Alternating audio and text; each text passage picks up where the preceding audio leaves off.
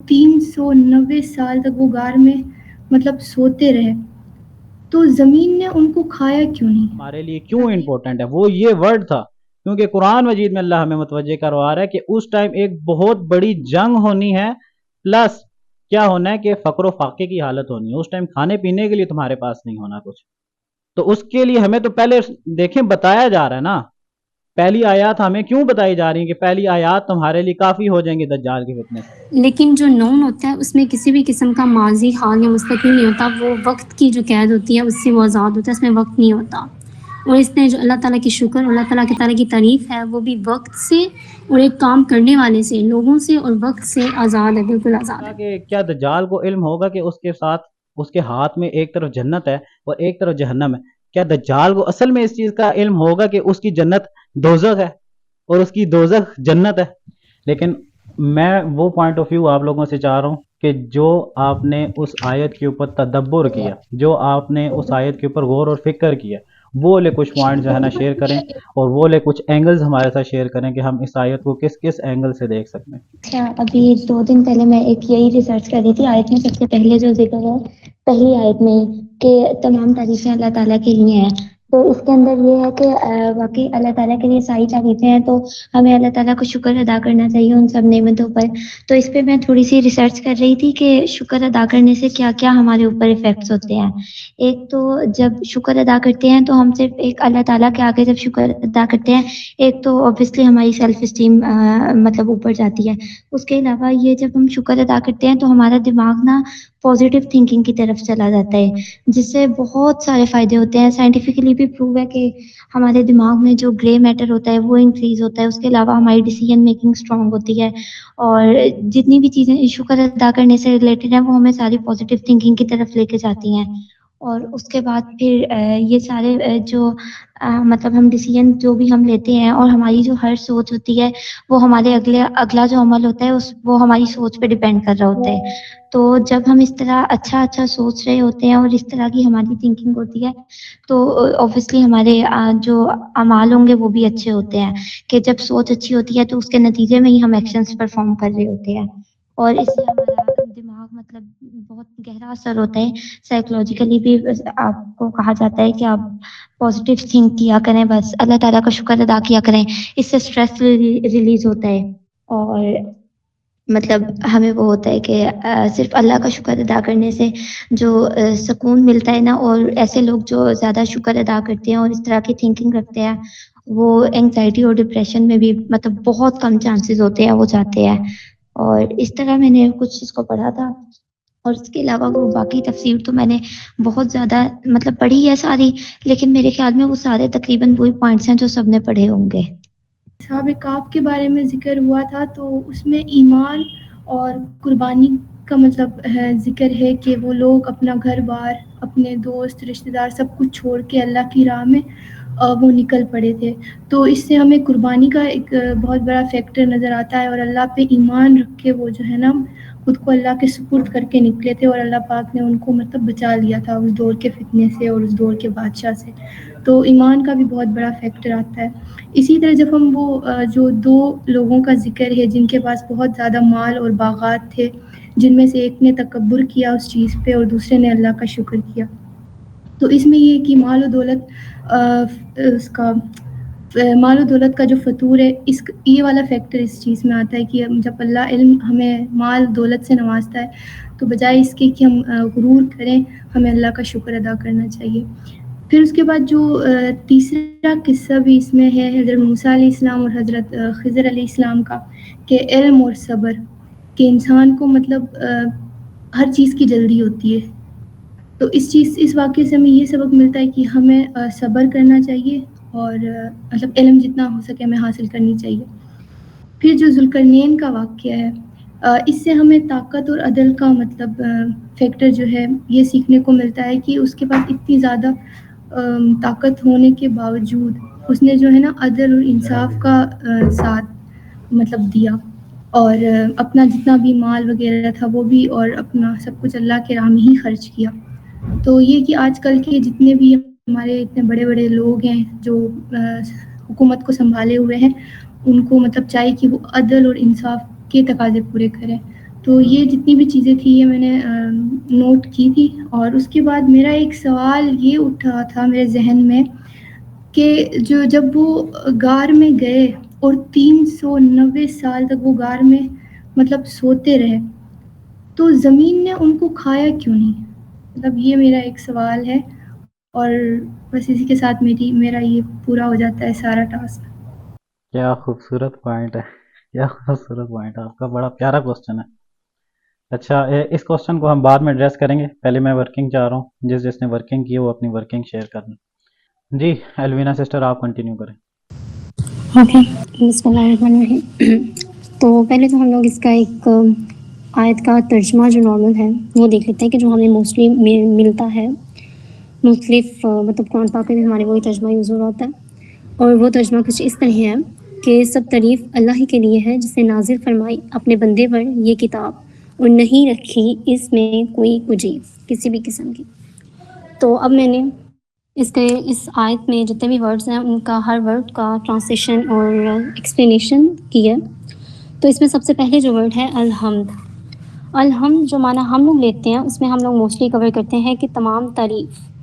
تو جب ہم لوگ پڑھتے ہیں کلاسک عربک جو اسکالرز ہیں تو اس میں وہ اس ورڈ میں دو معنی لیتے ہیں. ایک تو تعریف کا, دوسرا شکر کا.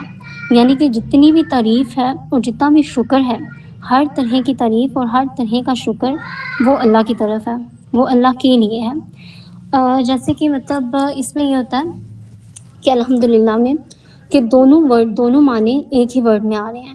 اب اس میں ہو سکتا ہے کہ ہم لوگ بہت چیزوں کی تعریف تو کرتے ہیں, لائک میں کہتی ہوں کہ یہ جو چیز ہے یہ مطلب like this car is beautiful, یہ کار بہت پیاری ہے, تو میں اس چیز کی صرف تعریف کر رہی ہوں, میں اس چیز کو شکر نہیں ادا کر رہی, اس میں شکر والا ایلیمنٹ نہیں ہے.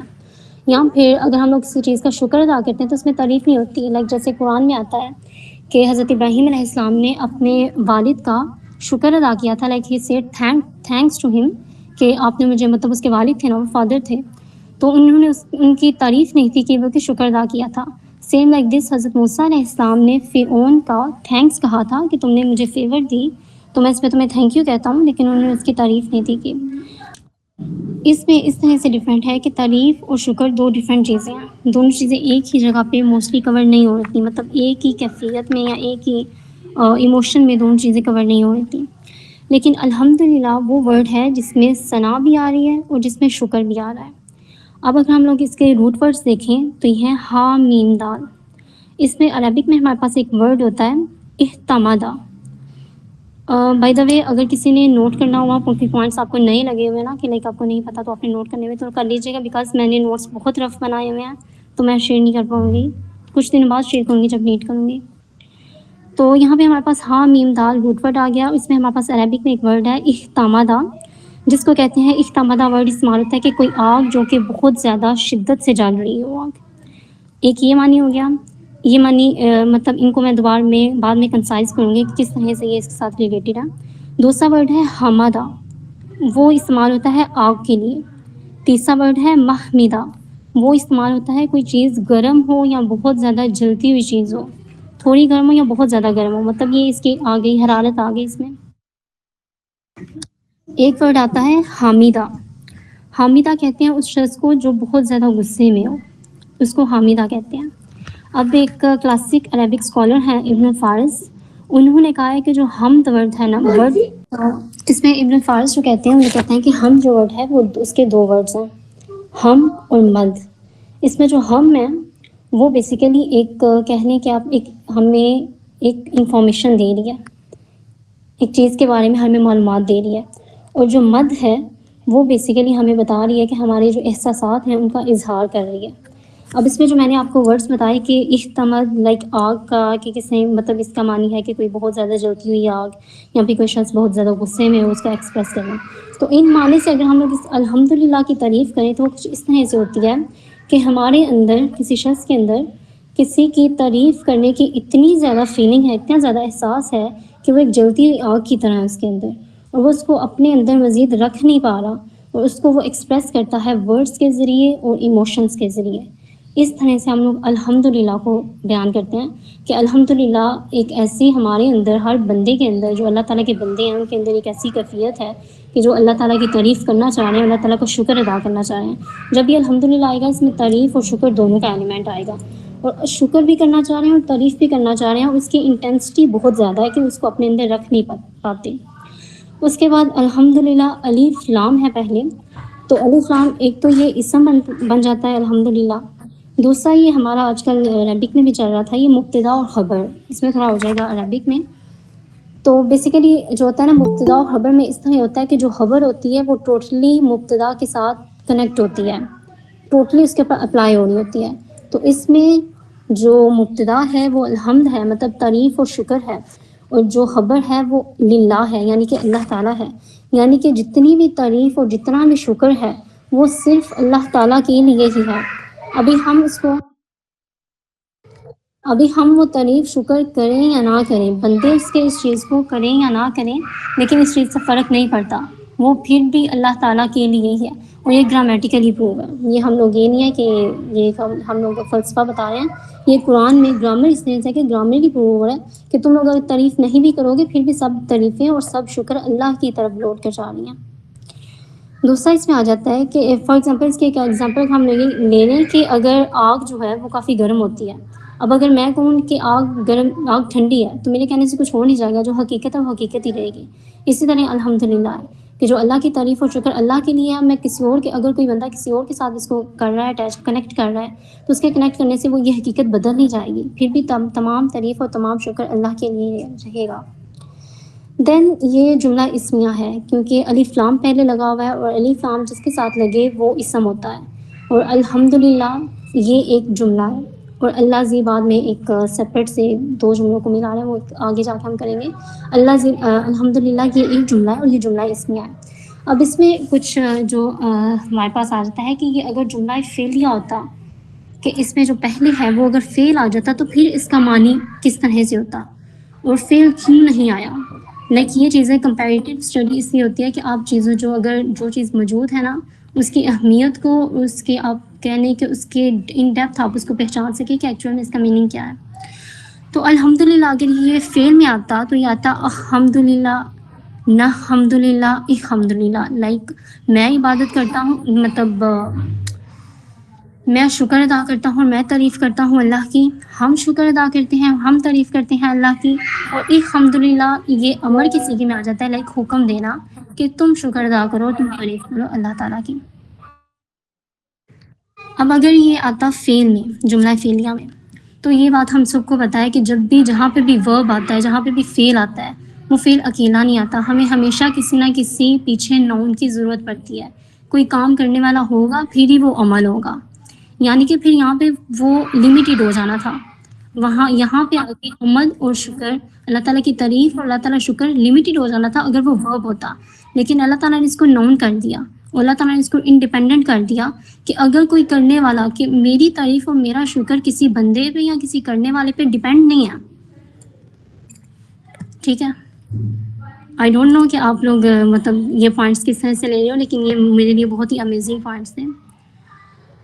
اس کے بعد ایک پوائنٹ جو ورب ہوتا ہے ہمارے پاس، وہ بیسیکلی ہمارے پاس ایک وقت میں ہو رہا ہوتا ہے. وہ یا تو ماضی میں ہو رہا ہوتا ہے، یا حال میں ہو رہا ہوتا ہے، یا مستقبل میں ہو رہا ہوتا ہے. لیکن جو نون ہوتا ہے اس میں کسی بھی قسم کا ماضی، حال یا مستقبل نہیں ہوتا. وہ وقت کی جو قید ہوتی ہے اس سے وہ آزاد ہوتا ہے، اس میں وقت نہیں ہوتا. اور اس میں جو اللہ تعالیٰ کی شکر، اللہ تعالیٰ کی تعریف ہے، وہ بھی وقت سے اور ایک کام کرنے والے سے، لوگوں سے اور وقت سے آزاد ہے، بالکل آزاد ہے. اس کے بعد ایک جو امر والا ہے کہ جس میں حکم دیا جائے الحمدللہ، کہ تم تعریف اور شکر کرو اللہ تعالیٰ کی، تم شکر ادا کرو، تعریف کرو اللہ تعالیٰ کی. تو اس میں کس طرح سے آتا ہے کہ جب ہم لوگ کسی کو حکم دیتے ہیں تو کیا ہوتا ہے کہ وہ پھر ایک ڈیپینڈنٹ چیز ہو جاتی ہے، جو کہ ڈیپینڈ کر رہی ہوتا ہے جس کو حکم دیا جا رہا ہے. اب وہ اس کو اگر حکم کو عمل کرے گا اس پہ تو وہ کام ہو جائے گا، اگر وہ اس پہ عمل نہیں کرے گا تو وہ کام نہیں ہوگا. فار ایگزامپل قرآن پاک میں اللہ تعالیٰ نے اس کو فرشتوں کو فرمایا کہ آدم علیہ السلام کو سجدہ کرو، تو کیا تھا؟ وہ ایک حکم تھا. اب ابلیس نے وہ سجدہ نہیں کیا تو اٹ مینس کہ وہ عمل نہیں ہوا، ابلیس نے وہ عمل نہیں کیا. تو کیونکہ وہ ابلیس کے اختیار میں تھا نا کہ وہ عمل کرے یا نہ کرے، تو یہاں پہ اللہ تعالیٰ نے اس کو یہاں پہ بھی انڈیپینڈنٹ کر دیا کہ میری تعریف اور میری شکر یہاں پہ بھی تمہارے ہاتھ میں نہیں، یا پھر کسی بھی چیز کے ہاتھ میں نہیں ہے، یہاں پہ بھی وہ بالکل انڈیپینڈنٹ ہے. اچھا میرے پیچھے سے جو بھی شور آئے تو اس کے لیے معذرت. اس کے بعد الحمدللہ کی کافی وسیع تھی اس کی، لیکن میں نے تھوڑی سی کنسائز کیا کہ عربک میں، کیونکہ اس میں عربک کے بھی کافی پوائنٹس تھے تو وہ تھوڑا کمپلیکس ہو جاتا ہے. تو اس میں ہم لوگ اکثر ہم لوگوں نے اگر جمعے کا خطاب سنا ہو تو وہ ہوتا ہے ان الحمدللہ، یہاں سے سٹارٹ ہوتا ہے.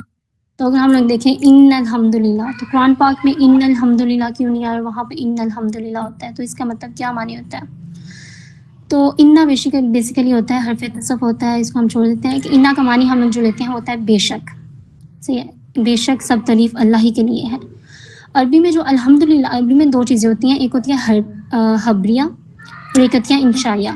لائک ایک چیز ہوتی ہے جو کہ آپ کو انفارمیشن دے رہی ہوتی ہے، اور ایک چیز ہوتی ہے جو کہ آپ کے ایموشنز بتا رہی ہوتی ہے.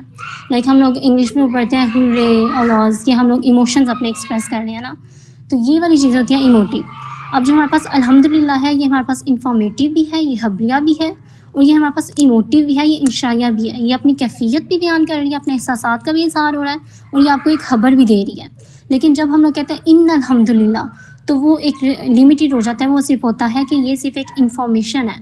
خطبے کا جب خطاب کیا جاتا ہے، جب خطبے کا آغاز کیا جاتا ہے، تو ایک انفارمیشن دی جاتی ہے اور زور کے ساتھ دی جاتی ہے کہ ان الحمدللہ، بے شک سب تعریف اللہ ہی کے لیے ہے، تاکہ آگے آنے والی جتنی بھی آیات ہوں، جو بھی خطبہ ہو، اس میں کسی قسم کا کوئی ڈوٹ نہ رہے ہو، پہلے ہی وہ انفارمیشن بتا دی گئی ہے.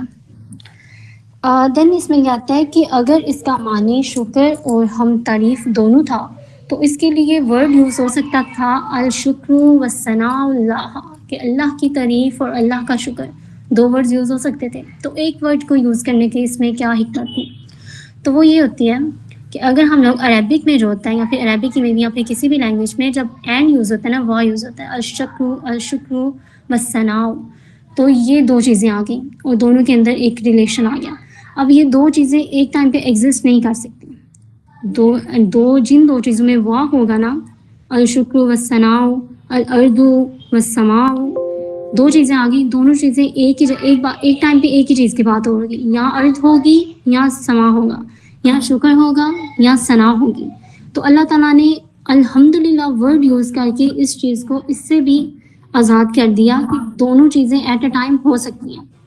کہ اٹ مینس کہ اگر میں اس کو کنسائز کروں تو ہر حالت میں، ہر سچویشن میں، ہر قسم کا شکر اور ہر قسم کی تعریف اللہ ہی کے لیے ہے. اور شکر اور تعریف دونوں، مطلب یہ نہیں ہے کہ کسی ایک سچویشن میں شکر کر رہے ہیں، کسی ایک سچویشن میں تعریف کر رہے ہیں، بلکہ ہر سچویشن میں شکر بھی اور تعریف بھی اللہ ہی کے لیے ہے. اور یہ تعریف اور یہ شکر اللہ تعالیٰ کی ان تمام چیزوں کے لیے جن کو میں جانتا ہوں یا نہیں جانتا. اگر میں میں ان چیزوں کو جانتا ہوں جن کے لیے مجھے شکر ادا کرنا چاہیے، ان چیزوں کے لیے بھی شکر ادا. اور جن کو میں نہیں جانتا، بہت ساری ایسی چیزیں ہیں جو میری عقل سے اور میری نظر سے محو ہیں، مجھے نہیں نظر آ رہی، ان کے لیے بھی اللہ کا شکر ہے. دین لاسٹ لیکچر میں ایک بات تھی کہ میں نے کہا تھا کہ سورۃ الاسراء جو پچھلی سورہ ہے اس کے ساتھ یہ سورہ ریلیٹ کر رہی ہے.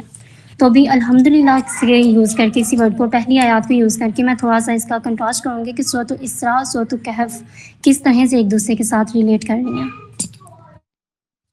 اچھا، اس میں اگر ہم لوگ دیکھیں تو سورۃ الاسراء جو ہے وہ سٹارٹ ہوتی ہے سبحان اللہ سے، اور سورۃ الکہف ہمارے پاس سٹارٹ ہوتی ہے الحمدللہ سے. اور رسول اللہ صلی اللہ علیہ وسلم کی حدیث ہے سبحان اللہ لنصف المیزان، کہ سبحان اللہ اللہ کی تعریف کا ایک حصہ ہے، آدھا حصہ ہے. والحمدللہ تملہ، اور الحمدللہ اس کو مکمل کرتا ہے.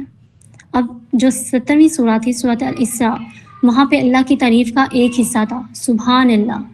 اب سورۃ الکہف میں آ کے اللہ کی تعریف کا دوسرا حصہ مکمل ہو گیا والحمدللہ. دونوں سورہ اس طرح سے ریلیٹ کر رہی ہیں کہ اللہ کی تعریف اس سورہ میں شروع ہوئی تھی اور اس سورہ میں آ کے مکمل ہو گئی. دین اس میں ہے کہ اللہ تعالیٰ نے پچھلی سورہ میں فرمایا سبحان اللہ. سبحان اللہ آتا ہے، یہ چیز ہے سبحان اللہ ایک ورڈ میں آتا ہے ثنا میں، یعنی کہ کیا کہتے ہیں اس کو، تسبیح میں. اور الحمدللہ آتا ہے حمد میں. ہمارے پاس قرآن پاک میں ایک آیت آتی ہے فسبح بحمدی، کہ تم تسبیح بیان کرو حمد کے ساتھ. یعنی تسبیح اور حمد دو ڈیفرنٹ چیزیں ہیں. تو امام راضی رحمۃ اللہ فرماتے ہیں کہ جو تسبیح ہے وہ بیسیکلی آپ تعریف بیان کرتے ہو، پرفیکشن بیان کرتے ہو اللہ تعالیٰ کی خصوصیات کی، اللہ تعالیٰ کی خوبیوں کی. اور جو حمد ہے اٹ مینس کہ تصویر آپ کرتے ہو اللہ تعالیٰ کی صفات کی آپ تعریف کرتے ہو. اور جو حمد ہے وہ آپ اللہ تعالیٰ کے جو آپ کہہ رہے ہیں نا نظام ہے جو اللہ تعالیٰ کا، جو اللہ تعالیٰ عمل کر رہے ہیں، جو اللہ تعالیٰ کام کر رہے ہیں، اللہ تعالیٰ نے جو آپ کے ساتھ کام کیا ہے اس کی آپ تعریف کر رہے ہو. یعنی کہ جو اللہ تعالیٰ کر رہے ہیں اس کی آپ تعریف کر رہے ہو. اٹ مینس کہ تصویر ہمارے پاس ہوگی کہ ہم لوگ اللہ تعالیٰ کی صفات کی تعریف کر رہے ہیں. بندے سے اللہ تعالیٰ تک جا رہی ہے تعریف، اللہ تعالیٰ کی صفات، اس کی ڈائریکشن اللہ تعالیٰ کی طرف ہے. اور حمد جو ہے، حمد کی ڈائریکشن اللہ تعالیٰ کی طرف سے جو بندوں تک آ رہا ہے، ہم تک یا ہمارے ارد گرد ماحول جتنی بھی چیزیں ہیں ہمارے ماحول میں ان سب پر وہ حمد میں آ رہا ہے. اب سورہ الاسراء میں سبحان اللہ آ رہا ہے، یعنی کہ جو چیز بندے سے اللہ تعالیٰ تک جا رہی ہے، ڈائریکشن اللہ تعالیٰ کی طرف ہے. اور سورہ الکہف میں الحمدللہ آ رہا ہے، یعنی کہ جو چیز اللہ تعالیٰ سے بندوں تک آ رہی ہے. اب سورۃ الاسراء میں دوسری آیت، پہلی آیت آئی تھنک، اس میں کیا آتا ہے؟ سورۃ الاسراء کا سٹارٹ ہوتا ہے کہ رسول صلی اللہ علیہ وسلم نے سفر کیا، سفر معراج کی بات ہو رہی ہے کہ انہوں نے الحرم سے، مسجد حرم سے مسجد اقصیٰ تک سفر کیا اور اللہ تعالیٰ نے انہیں نشانیاں دکھائیں. اور اس میں کیا تھا کہ اللہ تعالیٰ نے رسول صلی اللہ علیہ وسلم نے، بندے نے، عبد نے سفر کیا اللہ تعالیٰ تک تاکہ دکھائیں انہیں نشانیاں. سفر ہوا اللہ تعالیٰ تک. سبحان اللہ، سبحان اللہ جو تھی، ثنا جو تھی، جو تسبیح تھی، وہ اللہ تعالیٰ کی طرف اس کی ڈائریکشن تھی. اور بعد میں سورۃ الکہف میں پہلی ہی آیت میں آ رہا ہے کہ ہم نے نازل کی یہ کتاب. تو اس میں کیا ہے کہ جو کلام ہے، جو اللہ کی نشانیاں ہیں وہ خود چل کے وہ خود آ رہی ہیں بندوں کی طرف. تو حمد کیا تھی؟ الحمدللہ کیا تھا کہ اللہ تعالیٰ نے جو آپ کی طرف بھیجا اس کی تعریف. سبحان اللہ سورۃ الاسراء میں اس کی تعریف، جو بندہ گیا رسول صلی اللہ علیہ وسلم گئے اللہ تک، سبحان اللہ، یہاں پہ سبحان اللہ. اور جہاں پہ آئی قرآن پاک اللہ نے دیا، یہ کتاب اللہ نے بھیجی بندوں تک، تو یہاں پہ الحمدللہ، یہاں پہ اللہ کی بھیجی ہوئی چیز کی تعریف ہو رہی ہے. دین اس میں ایک پوائنٹ آ جاتا ہے کہ جو سورۃ الاسراء ہے اس کے سٹارٹ میں وہ وارن کر رہی ہے، وہ بتا رہی ہے کہ بنی اسرائیل کو وہ تنبیہ کر رہی ہے کہ تم ہلاک ہو جاؤ گے اگر تم نے فساد کیا. تو یہ سٹارٹ میں آ رہا ہے، یعنی کہ یہ بنی اسرائیل کو مخاطب کر رہی ہے. اور سورۃ الکہف جو ہے یہ مخاطب کر رہی ہے ان لوگوں کو جنہوں نے اللہ کے ساتھ اپنا بیٹا جنہوں نے اللہ کے ساتھ کوئی بیٹا بنایا. یعنی کہ اس میں آ جاتے ہیں یہودی بھی آ جاتے ہیں، اس میں عیسائی بھی آ جاتے ہیں. عیسائی حضرت عیسیٰ کو مانتے ہیں اور یہودی حضرت عزیر علیہ السلام کو. تو اس میں یعنی کہ جو عیسائی ہیں، کرسچنس اور یہودی، وہ اس کی آڈینس آ گئی. ہم اس کو مطلب تھوڑا اوپن ورڈنگ میں دیکھیں تو سورۃ الکہف جو ہے، سورۃ الکہف میں جب اللہ تعالیٰ نے فرمایا الکتاب، تو اللہ تعالیٰ نے کون سی کتاب کا ذکر فرمایا کہ جو کتاب اللہ نے رسول صلی اللہ علیہ وسلم کو بھیجی. ٹھیک ہے. اور اس میں فرمایا کہ اس میں ہم نے کسی بھی قسم کی کوئی کجی، کوئی ٹیڑھا پن، کوئی ایسی چیز نہیں رکھی. اس کتاب کا ذکر ہو رہا ہے جو رسول صلی اللہ علیہ وسلم کی طرف ہے. جی وردا.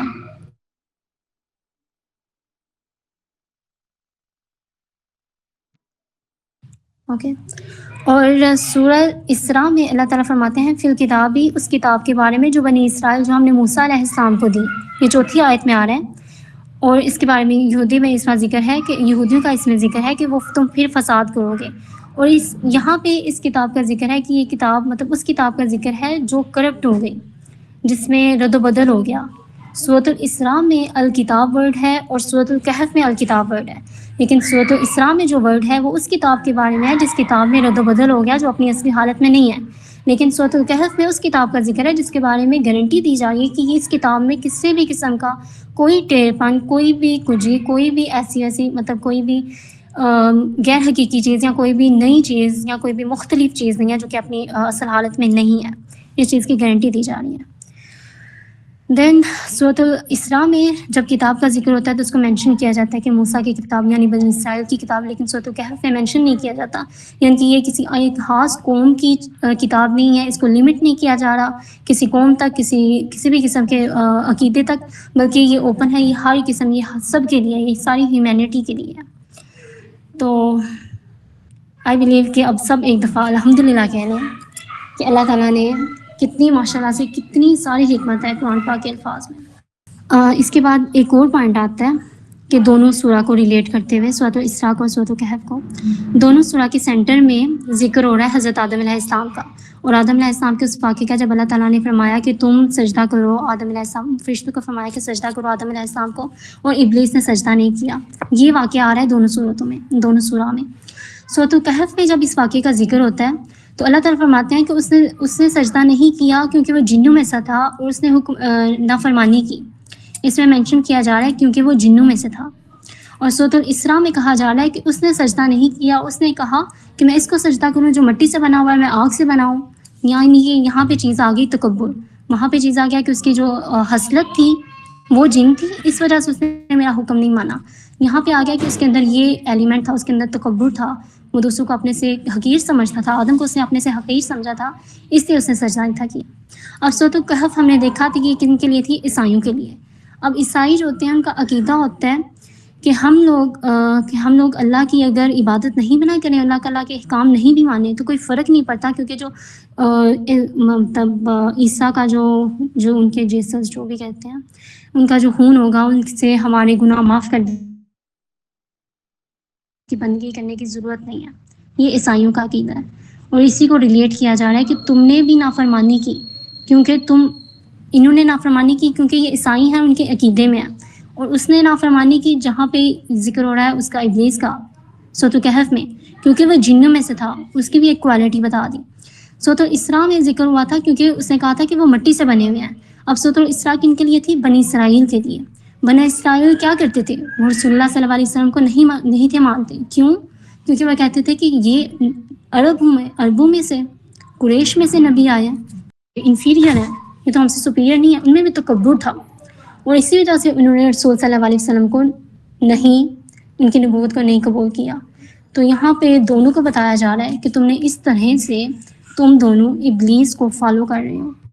یہاں تک تھا ان دونوں سورہ کا کمپیریزن. دین آگے ورڈ آ جاتا ہے جو نیکسٹ ورڈ ہے اس میں، اللہ زی. اس پہ اللہ زی لاسٹ لیکچر میں بھی عبداللہ بھائی نے کافی ڈیٹیل میں بتا دیا تھا کہ اس میں موصول ہے. یہ بیسیکلی استعمال ہوتا ہے دو جملوں کو، جیسے کہ میں نے پہلے کہا کہ پہلا جملہ اسمیہ تھا الحمدللہ، اور جب آگے آنے والا جملہ ہوگا دونوں کو ملانے کے لیے جو ہم لوگ ورڈ یوز کرتے ہیں وہ اللہ زی ہوتا ہے، اور یہ بیسیکلی اسم ہوتا ہے. اور یہ دونوں چیزوں کو آپس میں ریلیٹ کر رہا ہوتا ہے کہ جو آنے والی بات ہے وہ پہلی بات سے ریلیٹ کر رہی ہے، پہلی بات کے ساتھ اس کا کنیکشن ہے. اس کے بعد جو اگلا ورڈ آتا ہے انزلہ. انزلہ میں نے نازل کیا. اب انزلہ کا عربک میں دیکھیں تو اس کے کس طرح سے معنی ہوتے ہیں. اصل میں عربک میں ایک ورڈ کے کافی سارے معنی ہوتے ہیں، اور وہ ایک ہی ورڈ مختلف سینٹینسز میں جب یوز ہو رہا ہے تو اس کے معنی اور طرح سے استعمال ہو رہتے ہیں. تو اس طرح کافی اسکالرز نے عربک، جو کلاسیکل اسکالرز تھے، انہوں نے ان سب معنی کے ساتھ سب کو معنی کو یوز کرتے ہوئے قرآن پاک کی آیات کی ٹرانسلیشن کی ہے کہ کس طرح سے یہ سوٹیبل لگ رہا ہے. تو اس میں نازلہ ایک تو انزلون مطلب انزلہ ورڈ ہے، نازلہ ینزلو عربک میں جو ہوتا ہے اس کا معنی ہوتا ہے کسی چیز کا نیچے آنا، کمنگ ڈاؤن. اور اس میں ایک ورڈ استعمال ہوتا ہے عربک میں تنزل الماء، پانی کا بہت ہی آرام کے ساتھ اور آہستہ آہستہ نیچے آنا. جیسے کسی چشمے سے پانی نیچے آ رہا ہو، چشمے سے تو بڑی اسپیڈ کے ساتھ آ رہا ہوتا ہے، کسی اونچی جگہ سے پانی کا نیچے آنا بہت ہی آرام کے ساتھ اور بہت ہی آہستہ سے، تو اس کے لیے ورڈ استعمال ہوتا ہے تنزل الماء. اس کے علاوہ ایک اور ورڈ عربک میں استعمال ہو رہا ہوتا ہے ارض النازلہ.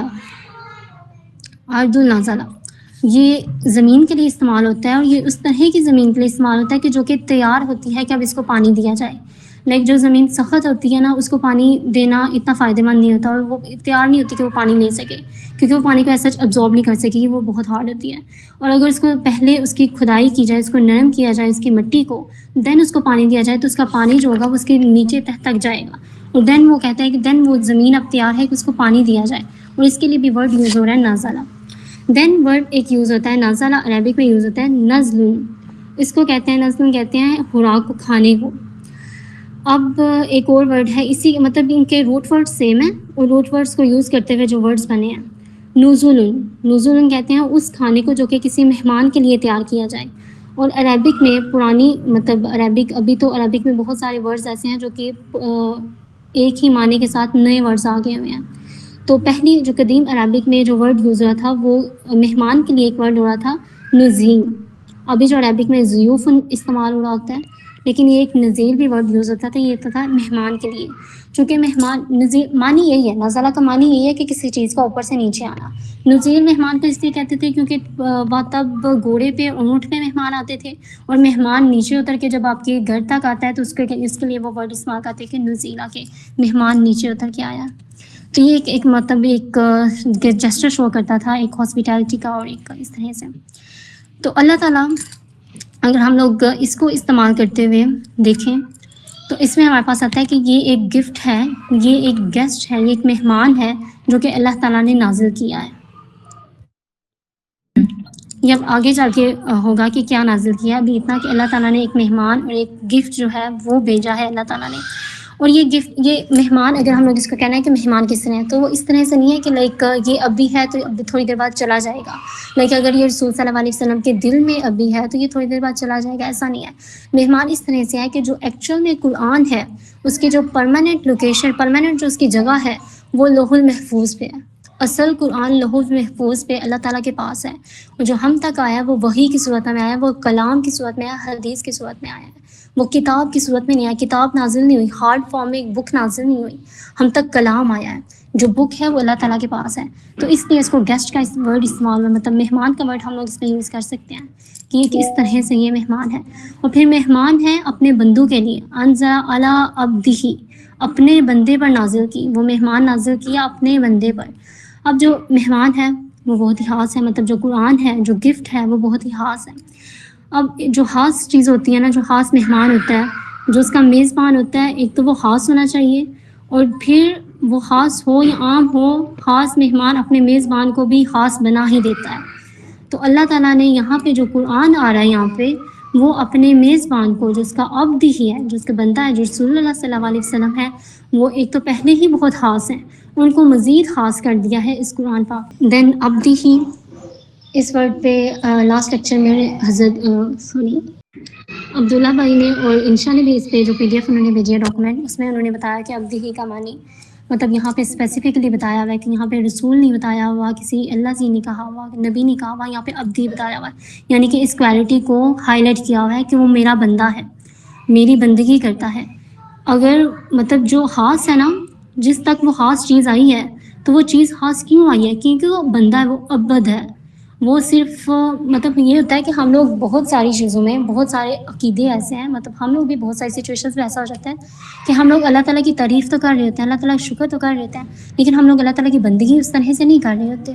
لیکن یہاں پہ اسپیسیفائی کیا گیا ہے کہ یہ کتاب اس لیے نازل کی گئی کیونکہ وہ بہتر ہے تم سے عبد ہی، وہ بندہ، اس نے بندگی میں سب سے اعلیٰ مقام پہ رسول اللہ صلی اللہ علیہ وسلم ہے۔ تو اس کو ہائی لائٹ کیا ہوا ہے کہ جو بندگی ہے وہ سب سے بڑھ کر ہے، اور اسی بندگی کو، یہ بندگی میرے لیے بہت اہمیت رکھتی ہے۔ یعنی کہ رسول صلی اللہ علیہ وسلم he was unlettered person, prophet, وہ پڑھے لکھے نہیں تھے، تو اللہ تعالیٰ کے لیے اسکالرز یا ڈگریز یا آپ کا فلاسفیکل یا آپ کا انٹلیکچوئل بیک گراؤنڈ، یہ چیزیں اللہ تعالیٰ کے لیے میٹر نہیں کرتی۔ اللہ تعالیٰ کی کیا میٹر کرتا ہے کہ تم کتنی بندگی کرتے ہو میری، اور یہاں پہ اللہ تعالیٰ نے ہائی لائٹ کیا ہوا ہے۔ اور یہ سورہ کن کے لیے تھی؟ بنی اسرائیل، مطلب ان کے لیے، عیسائیوں کے لیے، یعنی کہ عیسائیوں کو کہا جا رہا ہے کہ کو بتایا جا رہا ہے کہ رسول اللہ صلی اللہ علیہ وسلم کو ہم نے اس لیے نبی چنا اور اس لیے ہم نے ان پر کتاب بھیجی کیونکہ وہ عبد میں سب سے بہترین، عابدین میں سب سے بہترین عبد ہے، سب سے بہترین بندے ہیں اللہ تعالیٰ کے۔ جی، اس میں یہودی بھی آتے ہیں، عیسائی بھی آتے ہیں، یہودی بھی آتے ہیں۔ اس میں سورۃ الکہف 19 سوالات کے جواب میں تھی نا جو انہوں نے کیے تھے رسول اللہ صلی اللہ علیہ وسلم سے، تو ان میں دونوں آ رہے ہیں۔ لیکن جب اس کی آیات کا ہم لوگ دیکھتے ہیں نا کہ جو آیات اللہ تعالیٰ نے مینشن کی اسٹارٹنگ میں ہی کہ تم لوگ اللہ تعالیٰ کے ساتھ کسی کو اولاد بناتے ہو، تو اس میں بھی دونوں کور ہو رہے ہیں، کرسچنس بھی اور جوز بھی۔ اچھا، یہودیوں میں نا میرے خیال سے جسٹ صرف ایک فرقہ ہے جو کہ یہ کہتا ہے، اور عیسائیوں میں تو ان کے مطلب مذہب کی بنیاد ہی یہی ہے کہ آپ نے جو ہے شرک کرنا ہے اس طرح کا کہ حضرت عیسیٰ کو اللہ کا بیٹا ماننا ہے، تو میرے خیال میں یہ اسپیسیفک عیسائیوں کے لیے ہی ہے۔ وردہ سسٹر، آپ اس آیت سے متعلق کہہ رہے ہیں کہ یہ اسپیسیفک عیسائیوں سے ریلیٹڈ ہے؟ جی اچھا، چلیں اس کے بیچ میں نا ایک پوائنٹ اور بھی ایڈ ہوتا ہے، یہاں پر عبد کا مطلب ہوتا ہے صرف بندہ نہیں ہوتا، عبد کا مطلب غلام بھی ہوتا ہے۔ تو جس ٹائم میں اس آیت کو کور کر رہا تھا تو مجھے جو مناسب ورڈ نظر آیا تھا وہ اس عبد کے لیے وہ غلام نظر آیا تھا، اور تھوڑا سا میں اس اب سے ریلیٹڈ کسی نے پوائنٹ شیئر کیا تھا یا شاید ہاں پریزنٹیشن جو آج شیئر ہوئی تھی انشا سسٹر کی طرف سے، تو اسے میں پڑھ رہا تھا کہ وہ ایکسپلین کر رہے تھے کہ یہ جو عبد لفظ ہے یہ خاص اللہ کے لیے استعمال ہوتا ہے. تو میں تھوڑا سا اسے ڈس ایگری کرتا ہوں. عبد لفظ صرف خاص اللہ کے لیے استعمال نہیں ہوتا. عبد کا مطلب دو معنی جو آپ کے سامنے رکھے جاتے ہیں، ایک بندے کے لیے اور ایک دوسرا جو کہ غلام ہوتا ہے اس ذات کا، یعنی اللہ کا بھی غلام ہو سکتا ہے یا پھر کسی انسان کا بھی غلام ہو سکتا ہے، لیکن وہ ٹوٹلی اس شخص کے یا اس ذات کے تابع ہوگا. غلام مطلب ہر بات اس اپنے مالک کی مانے گا. تو اس سے میں ڈس ایگری کرتا ہوں. کیونکہ اس کی ایک دلیل ہے کہ مکہ میں نا بہت سے لوگوں کے نام عبداللہ تھے، تو اس کے ساتھ ساتھ مکہ میں بہت سے لوگوں کے نام عبد العزیٰ بھی تھا.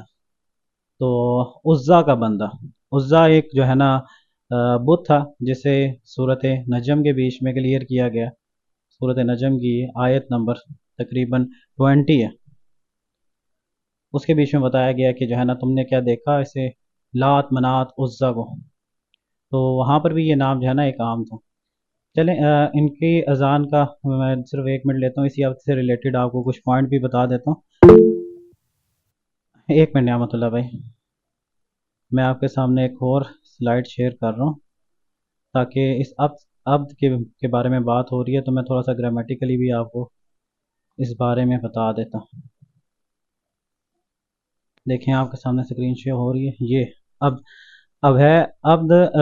یہاں پر دیکھیں عبد ہی، دال زیر دی ہے اور حاضر ہی ہے. اصل میں یہ جو لفظ ہے نا حاضر ہی، یہ والا لفظ ہے. یہ میں آپ کو بتاتا ہوں، میری رائٹنگ کوئی اتنی خاص نہیں ہے تو معذرت چاہوں گا، آپ لوگوں کو سمجھانا مقصد ہے. یہ دیکھ رہے ہیں یہ مجرور ضمائر ہے جس کو کہا جاتا ہے ہو. اصل میں لفظ ہوتا ہے ہو، ہا پیش ہو، ٹھیک ہے. لیکن یہ چینج ہوتا ہے جب ہمارے پاس پیچھے زیر آ جائے. جب ہا کے پیچھے زیر آ جائے تو ہو ہی کے بیچ میں جو ہے نا تبدیل ہو جاتا ہے، ٹھیک ہے. اسی طرح دیکھیں جب یہ بھی ہا وہی ہے، یہ ہا پیش ہو والا ہے، لیکن جب ہا کے پیچھے یا ساکن آ جائے تو یہ پھر جو ہے نا زیر کے بیچ میں کنورٹ ہو جاتا ہے، ٹھیک ہے. یہ 2 کنڈیشن ہے جو اس کے بیچ میں بتائی گئی ہیں. مطلب یہ کہ جب ہا پیش ہو کے پیچھے زیر ہو یا ہا پیش ہو کے پیچھے یا ساکن ہو تو وہ تبدیل ہو جاتا ہے زیر کے بیچ میں. جی الوینا سسٹر کنٹینیو کریں. جی ٹھیک. دین ہمارے پاس ورڈ آ جاتا ہے الکتاب. الکتاب کا ہم معنی جو ہم کرتے ہیں وہ ہے کتاب، یعنی کہ کتاب اس کا معنی ہوتا ہے. اور عربک میں ورڈ لکھنے کے لیے بھی ورڈ کاتبہ ہی یوز ہوتا ہے. تو ایک تو آ گیا اس کا معنی کہ لکھنا، کتابہ لکھنا، اور ایک اس کا معنی آتا ہے انہی روٹ ورڈس کے ساتھ اسی ورڈ کو یوز کرتے ہوئے کہ کچھ چیزوں کو جوڑنا، بہت ہی اچھے طریقے سے، بہترین طریقے سے کچھ چیزوں کو آپس میں ملانا، یعنی کہ کسی چیز کا مجموعہ کہہ لیں، کسی چیز کو ملا کے جو ایک چیز بنتی ہے اس کو کہہ لیں. تو بیسیکلی قرآن جو تھا یہ ایک مکی صورت تھی، سورۃ الکہف. تو اس ٹائم پہ قرآن جو تھا وہ جمع نہیں تھا کیا گیا، وہ کتاب کی صورت میں نہیں تھا. وہ صرف وہی جو آیات صحابہ نے ایسے رینڈملی جو ان کے پاس سے اسکیٹرڈ فارم میں تھی ایسے ہی پڑھی تھی، وہاں پہ ان کو ابھی صحیح سے جمع نہیں تھا کیا گیا. تو اگر اس طرح سے ہوتا کہ اگر یہاں پہ ہوتا کہ وہ چیز جس کی تلاوت کی جائے، یعنی کہ کتاب مطلب جو پڑھی جا رہی ہے چیز، تو وہاں پہ ورڈ استعمال ہوا ہے قرآن میں جو کہ استعمال ہوئے بھی ہیں الکلام و الحدیث ہو، لیکن یہاں پہ ورڈ استعمال ہوا ہے الکتاب. ایک تو معنی آ گیا لکھی ہوئی چیز، دوسرا معنی ایک کتاب بھی ہے اس کا. کتاب معنی اس طرح سے ہے کیونکہ کتاب آلریڈی جیسے بتایا کہ وہ اللہ تعالیٰ کے پاس لوح محفوظ میں کتاب کی ہی صورت میں ہے. ہمارے پاس سورۃ البقرہ میں اسٹارٹ میں بھی ذالک الکتاب ہو، وہاں پہ بھی کتاب کا ورڈ یوز ہوتا ہے. اور انشاءاللہ اگر ہم لوگوں نے کبھی وہ سورہ پڑھی تو وہاں پہ بھی جو ذالکہ ورڈ یوز ہو رہا ہے تو اس سے پتہ چلے گا کہ اللہ تعالیٰ نے اپنی قریب والی چیز کا کہا ہے کہ میرے پاس جو کتاب ہے، میرے پاس جو قرآن ہے وہ کتاب کی صورت میں ہے، لیکن تمہارے پاس ابھی یہ کلام اور حدیث کی صورت میں ہے. تو یہاں پہ بھی ورڈ ایک کتاب یوز ہو رہا ہے. دین کتبہ ورڈ ایک یوز ہو رہا ہے کہ لکھنا، یعنی کہ کسی چیز کو جیسے بتایا کہ ملانا، یعنی کہ ایک آرڈر سیٹ کرنا اس چیز کا. اور یہ اس معنی میں آتا ہے کہ کسی چیز کا ایسا آرڈر سیٹ کرنا کہ جس کو بدلا نہ جا سکے، جس کو تبدیل نہ کیا جا سکے. یہ تو اس کا لنگوسٹک معنی آ گیا کہ ہم لوگ عرب میں دیکھیں اس دور میں جب قرآن نازل کیا گیا تھا تو تب جو صحابہ تھے وہ اس کو لکھتے تھے موسٹلی پتھروں کی سینوں پہ، اس کو کیا کہتے ہیں، اس کو تراشتے تھے اور اونٹ کی ہڈی پہ لکھتے تھے، چمڑے پہ لکھتے تھے. تو یہ جو تراشی ہوئی چیز ہوتی ہے اس کو پھر مٹانا مشکل ہوتا ہے، یہ مٹائی نہیں جاتی. تو ایک ہم لوگ اس معنی میں دیکھ سکتے ہیں کہ قرآن جب انہوں نے لکھ لیا تھا، اس کو کسی چیز پہ تراش لیا تھا، تو پھر اس کو مٹا نہیں تھے سکتے. اور دوسرا یہ کہ کتاب اللہ تعالیٰ کی جو کتاب ہے الکتاب، جیسے پہلے بھی بتایا کہ سورۃ الاسراء میں جس کتاب کا ذکر ہے وہ کتاب وہ ہے جو تبدیل ہو چکی ہوئی ہے، جس میں بہت ساری تبدیلی آ گئی ہے. لیکن سورۃ الکہف میں جس کتاب کا ذکر ہے یہ کتاب، یہ کاتبہ ورڈ ہی اس چیز کو مینشن کر ہوتا ہے کہ جس چیز میں تبدیلی نہیں کی جا سکتی. آپ کچھ بھی کر لیں، یہ چیز جیسی ہے ویسی ہی اپنی اصل حالت میں رہے گی. دوسرا یہ کہ کاتبہ ورڈ استعمال ہوا ہے کہ یہ ایک کتاب کی مطلب یہ کوئی نسخہ نہیں ہے، یہ کوئی صحیفہ نہیں ہے، یہ بتایا جا رہا ہے کہ یہ کتاب ہے جو کہ رسول صلی اللہ علیہ وسلم پر نازل ہوگی. ابھی یہ مکمل نہیں ہوئی، ابھی یہ آیات کی صورت میں آ رہی ہے. تو اس کو یہ بھی کہہ سکتے ہیں کہ رسول اللہ صلی اللہ علیہ وسلم کو اور صحابہ کو ایک آپ کہنے کی گارنٹی تھی، ایک اطمینان کی بات تھی کہ آپ پر ایک کتاب پوری کی پوری یہ کتاب آئے گی، یہ نسخہ نہیں ہے یا پھر کہ ایسا کوئی صحیفہ نہیں ہوگا، یہ پراپر کتاب ہوگی. دین کتابہ کا معنی کچھ اور جو اس کے معنی آتے ہیں وہ ایک آ جاتا ہے فرض، جیسے کہ قرآن پاک میں آتا ہے کتبہ علیکم الصیام کہ ہم نے روزے تم پر فرض کر دیے. ایک یہ چیز آگے کہ فرض کے معنی میں آ جاتا ہے. دین یہ حکم کے معنی میں آ جاتا ہے کہ جب کسی چیز کو حکم دینا ہونا کہ حکم کے معنی میں استعمال کرنا ہو، تب بھی عربک میں ورڈ کاتبہ ہی یوز ہو رہا ہوتا ہے. یہ اس کے دو معنی آگے اس کا ایک اور بہت خوبصورت معنی آ رہا ہے وہ اس طرح سے ہے کہ امام رازی رحمۃ اللہ علیہ جو کہ کلاسک عربک اسکالر ہیں، عربی کے بہت مطلب گرامر میں ان کا کافی کام ہے، وہ فرماتے ہیں کہ کاتبہ بیسیکلی ایک، اگر اس کو میں مطلب آسان الفاظ میں کروں، انہوں نے کافی مشکل بتایا کہ یہ لیکن مصدر ہے لیکن اس کا معنی مفعول میں ہے. اگر اس کو آسان الفاظ میں کریں تو دو چیزیں ہوتی ہیں. ایک ہوتی ہے رائٹنگ جو کہ بیسیکلی ایک عمل ہے، ایک کام ہے، ایک رائٹنگ ہے جس میں بہت ساری چیزیں کور ہو رہی ہیں. لیکن ایک ہوتی ہے کتاب، بک. اب وہ چیز میں وہ ایک لمیٹیڈ ہوگی، ایک ٹاپک پر وہ اسپیسیفک ہوگی. اب جو ورڈ ہے کاتبہ یہ اگر مصدر ہے تو یہ کتاب کے معنی میں آئے گا کہ ایک لمیٹڈ چیز ہو جائے گی. لیکن اس کا معنی یہاں پہ وہ لیتے ہیں کہ اس کا معنی یہاں پہ مفعول ہے. مفعول میں جب آئے گی تو وہ رائٹنگ میں آئے گی. لائک جب ہم لوگ رائٹنگ کی بات کرتے ہیں، فار ایگزامپل ہم لوگ رائٹنگ کی بات کرتے ہیں، سمپل رائٹنگ، تو اس میں کیا کیا کور ہوتا ہے؟ Copy writing, content writing, story writing, blog writing, کتنی ساری چیزیں آ گئی. لیکن جب ہم لوگوں نے کہہ دیا بک رائٹنگ تو کیا ہو گیا؟ وہ لمیٹ ہو گیا، وہ ایک چیز لمٹ ہو گئی. تو یہاں پہ وہ اس کا معنی لے رہے ہیں کہ اس کا معنی میں مفعول میں لوں گا، اس کا معنی میں رائٹنگ میں لوں گا. کہ قرآن جو ہے اس کا معنی بہت وسیع ہے، اس کاتبہ کا معنی بہت وسیع ہے، اس کاتبہ کا معنی لمیٹڈ نہیں ہے جیسے ایک بک کا معنی لمیٹڈ ہو رہا ہے.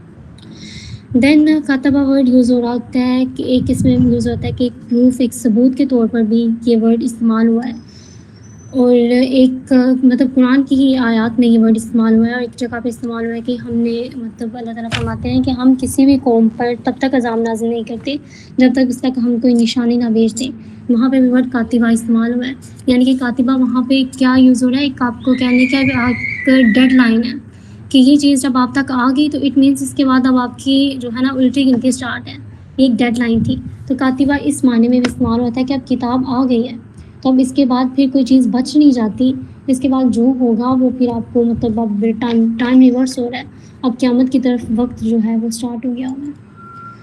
دین ایک اور معنی آتا ہے کتاب کا جو کہ عربک میں یوز ہوتا ہے قتیبہ. اس کا معنی ہوتا ہے کہ جو فوجی ہیں ان کا ایک ساتھ اکٹھے ہونا اور مل کر کسی چیز پر کام کرنا، اس معنی میں استعمال ہوتا ہے. اب اس کا اگر ہم لوگ قرآن سے اس کو ریلیٹ کریں تو قرآن میں کیا ہے کہ قرآن کے اتنے سارے حروف، اتنے سارے علوم، سائنٹیفک علوم، سائیکولوجیکل، مطلب اتنے ساری چیزیں، اتنے سارے علوم ہیں قرآن میں، وہ سارے مل گئے ہیں اور سارے مل کر ایک کام کر رہے ہیں کہ وہ آپ کے جتنے بھی خدشات ہیں، جتنے بھی ڈاؤٹس ہیں، ان سب کو ختم کر رہے ہیں. اللہ تعالیٰ نے سورۃ البقرہ میں جو پہلی قرآن کا انٹروڈکشن کروایا وہ اسی سے تھا کہ ذالک الکتاب لا ریب فیہ، اس میں کوئی شک نہیں، کوئی شک و شبہ والی بات نہیں ہے کہ جتنے بھی آپ کے ڈاؤٹس ہوں گے نا وہ سارے ڈاؤٹس کو یہ کتاب جو ہے وہ ختم کر دے گی. تو ایک یہ مانا لیا جاتا ہے.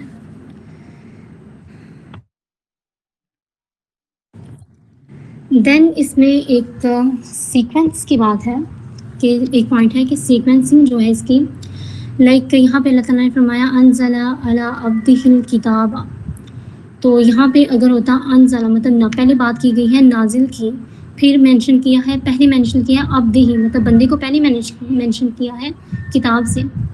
انزل الکتاب مطلب جو ایکسپیکٹڈ تھا عربک لینگویج اور اس کے جو لنگوسٹک ہے اس کے رولز کے اکارڈنگ جو ایک سینٹینس بنتا ہے وہ اس طرح کہ انزل الکتاب علی عبدہ کہ ہم نے نازل کی کتاب اپنے بندے پر، لیکن کتاب کے ورڈ سے پہلے آ گیا علی عبدہ.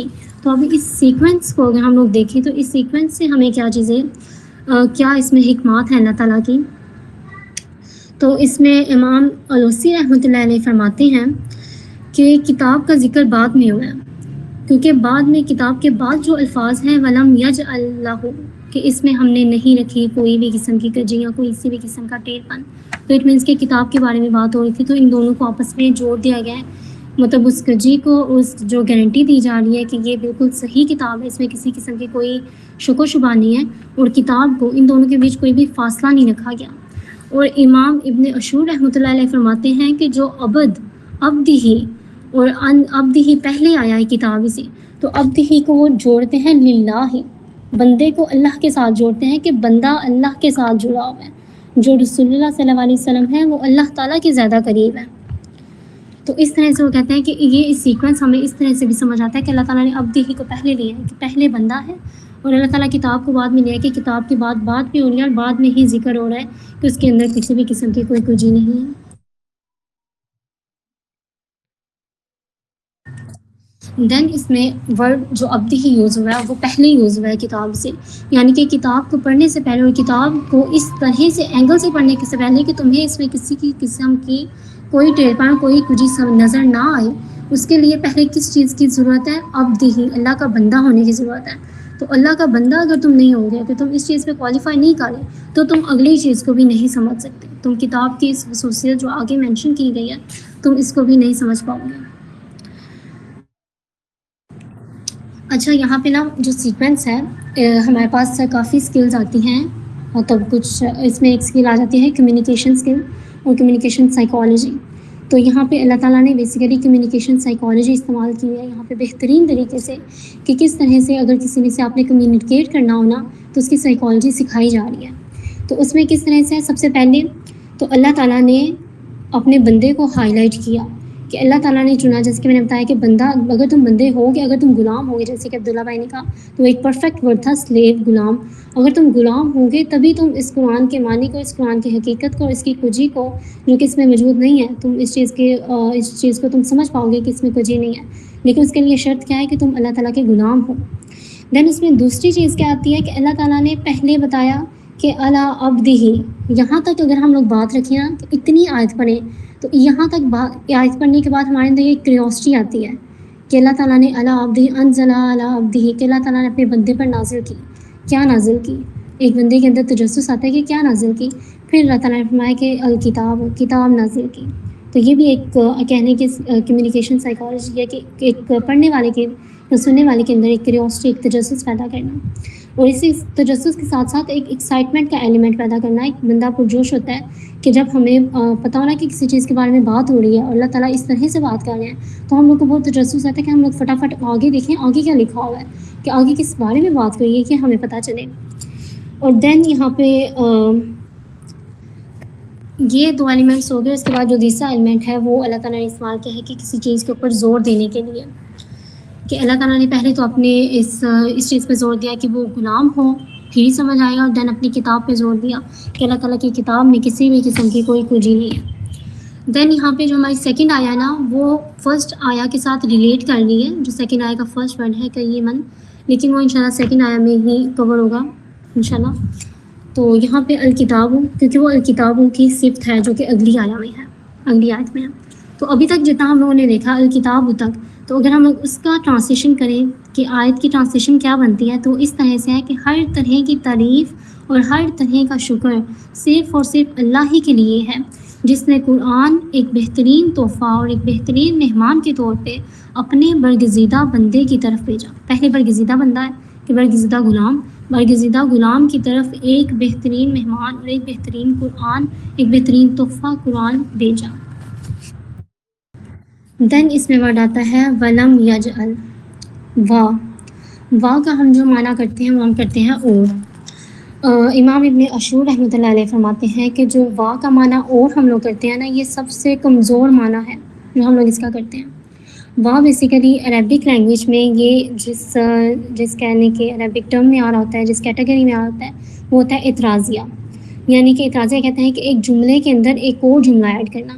جب ہم لوگ ایک جملے کے اندر ایک اور جملہ ایڈ کر رہے ہوتے ہیں تب ہم لوگ وا ورڈ یوز کرتے ہیں عربک میں. اور اس کا معنی اور بھی اس کا معنی ہے، ایسا نہیں ہے کہ اور اس کا معنی نہیں ہے، لیکن اس کے کچھ اور بھی معنی ہے جو کہ بہت وسیع ہیں. جیسے اس کے معنی ایک آ سکتے ہیں کہ جیسا کہ، ایز. ہم لوگ انگلش میں ورڈ یوز کرتے ہیں نا ایز، وائل، تو اردو میں ورڈ یوز ہو رہا ہے جیسا کہ. اور جو کہ اس کے اگر ہم لوگ اس کے معنی کو جیسا کہ اعتبار سے اس کی ٹرانسلیشن کریں تو اس کے معنی کو بہت وسیع کر دیتے ہیں کہ اللہ تعالیٰ نے وہ کتاب نازل کی جیسا کہ اس میں کوئی کجی نہیں، جیسا کہ اس میں کسی بھی قسم کا کوئی ٹیڑھ پن نہیں، کچھ بھی ایسی چیز نہیں ہے. اس کے بعد یجعلو ولم یجعلو، اس پہ لاسٹ لیکچر میں عبداللہ بھائی نے کافی ڈیٹیل میں بتا دیا تھا کہ ولم کسی چیز کو زور دینا ہو جب آپ نے تب استعمال ہوا ہوتا ہے عربک میں، وہ یجعلو کہ نہیں ہے اس چیز میں کہ رکھی اللہ تعالیٰ نے یا پیش کی اللہ تعالیٰ نے. دین یہاں پہ ورڈ آ رہا ہے لہو. لہو ضمیر ہے جو کہ پیچھے لوٹ رہا ہے کتاب کی طرف، اور یہاں پہ ورڈ آ رہا ہے لاہو. لا کا ہم لوگ معنی کرتا ہے میں. عربک میں میں کے لیے ایک اور ورڈ استعمال ہوتا ہے فی. تو یہاں پہ یہ بھی استعمال ہو سکتا ہے کہ ولم یجعل فیہ عوجا، کہ اس میں کسی بھی قسم کی کوئی کجی کوئی ٹیڑھ پن نہیں رکھا. تو یہاں پہ لا کا استعمال کرنے کی اس میں کیا حکمت تھی؟ اگر ہم اس میں دیکھیں تو ہمارے پاس آتے ہیں ایک اسکالر ہیں ڈاکٹر سیمی رائی، وہ اس میں کہتے ہیں کہ جو لا ہے وہ بیسیکلی ایک فگریٹیو ورڈ ہے جو کہ کسی چیز کی علامتی ہے ایک چیز کی، اور یہ اس چیز کی علامت ہے کہ کسی چیز کی، آپ کہتے ہیں نا کسی چیز کی خصوصیت کو اسی کے ساتھ جوڑ دینا. جب ہم اس کو یوز کرتے ہیں تب ہم لا یوز کرتے ہیں.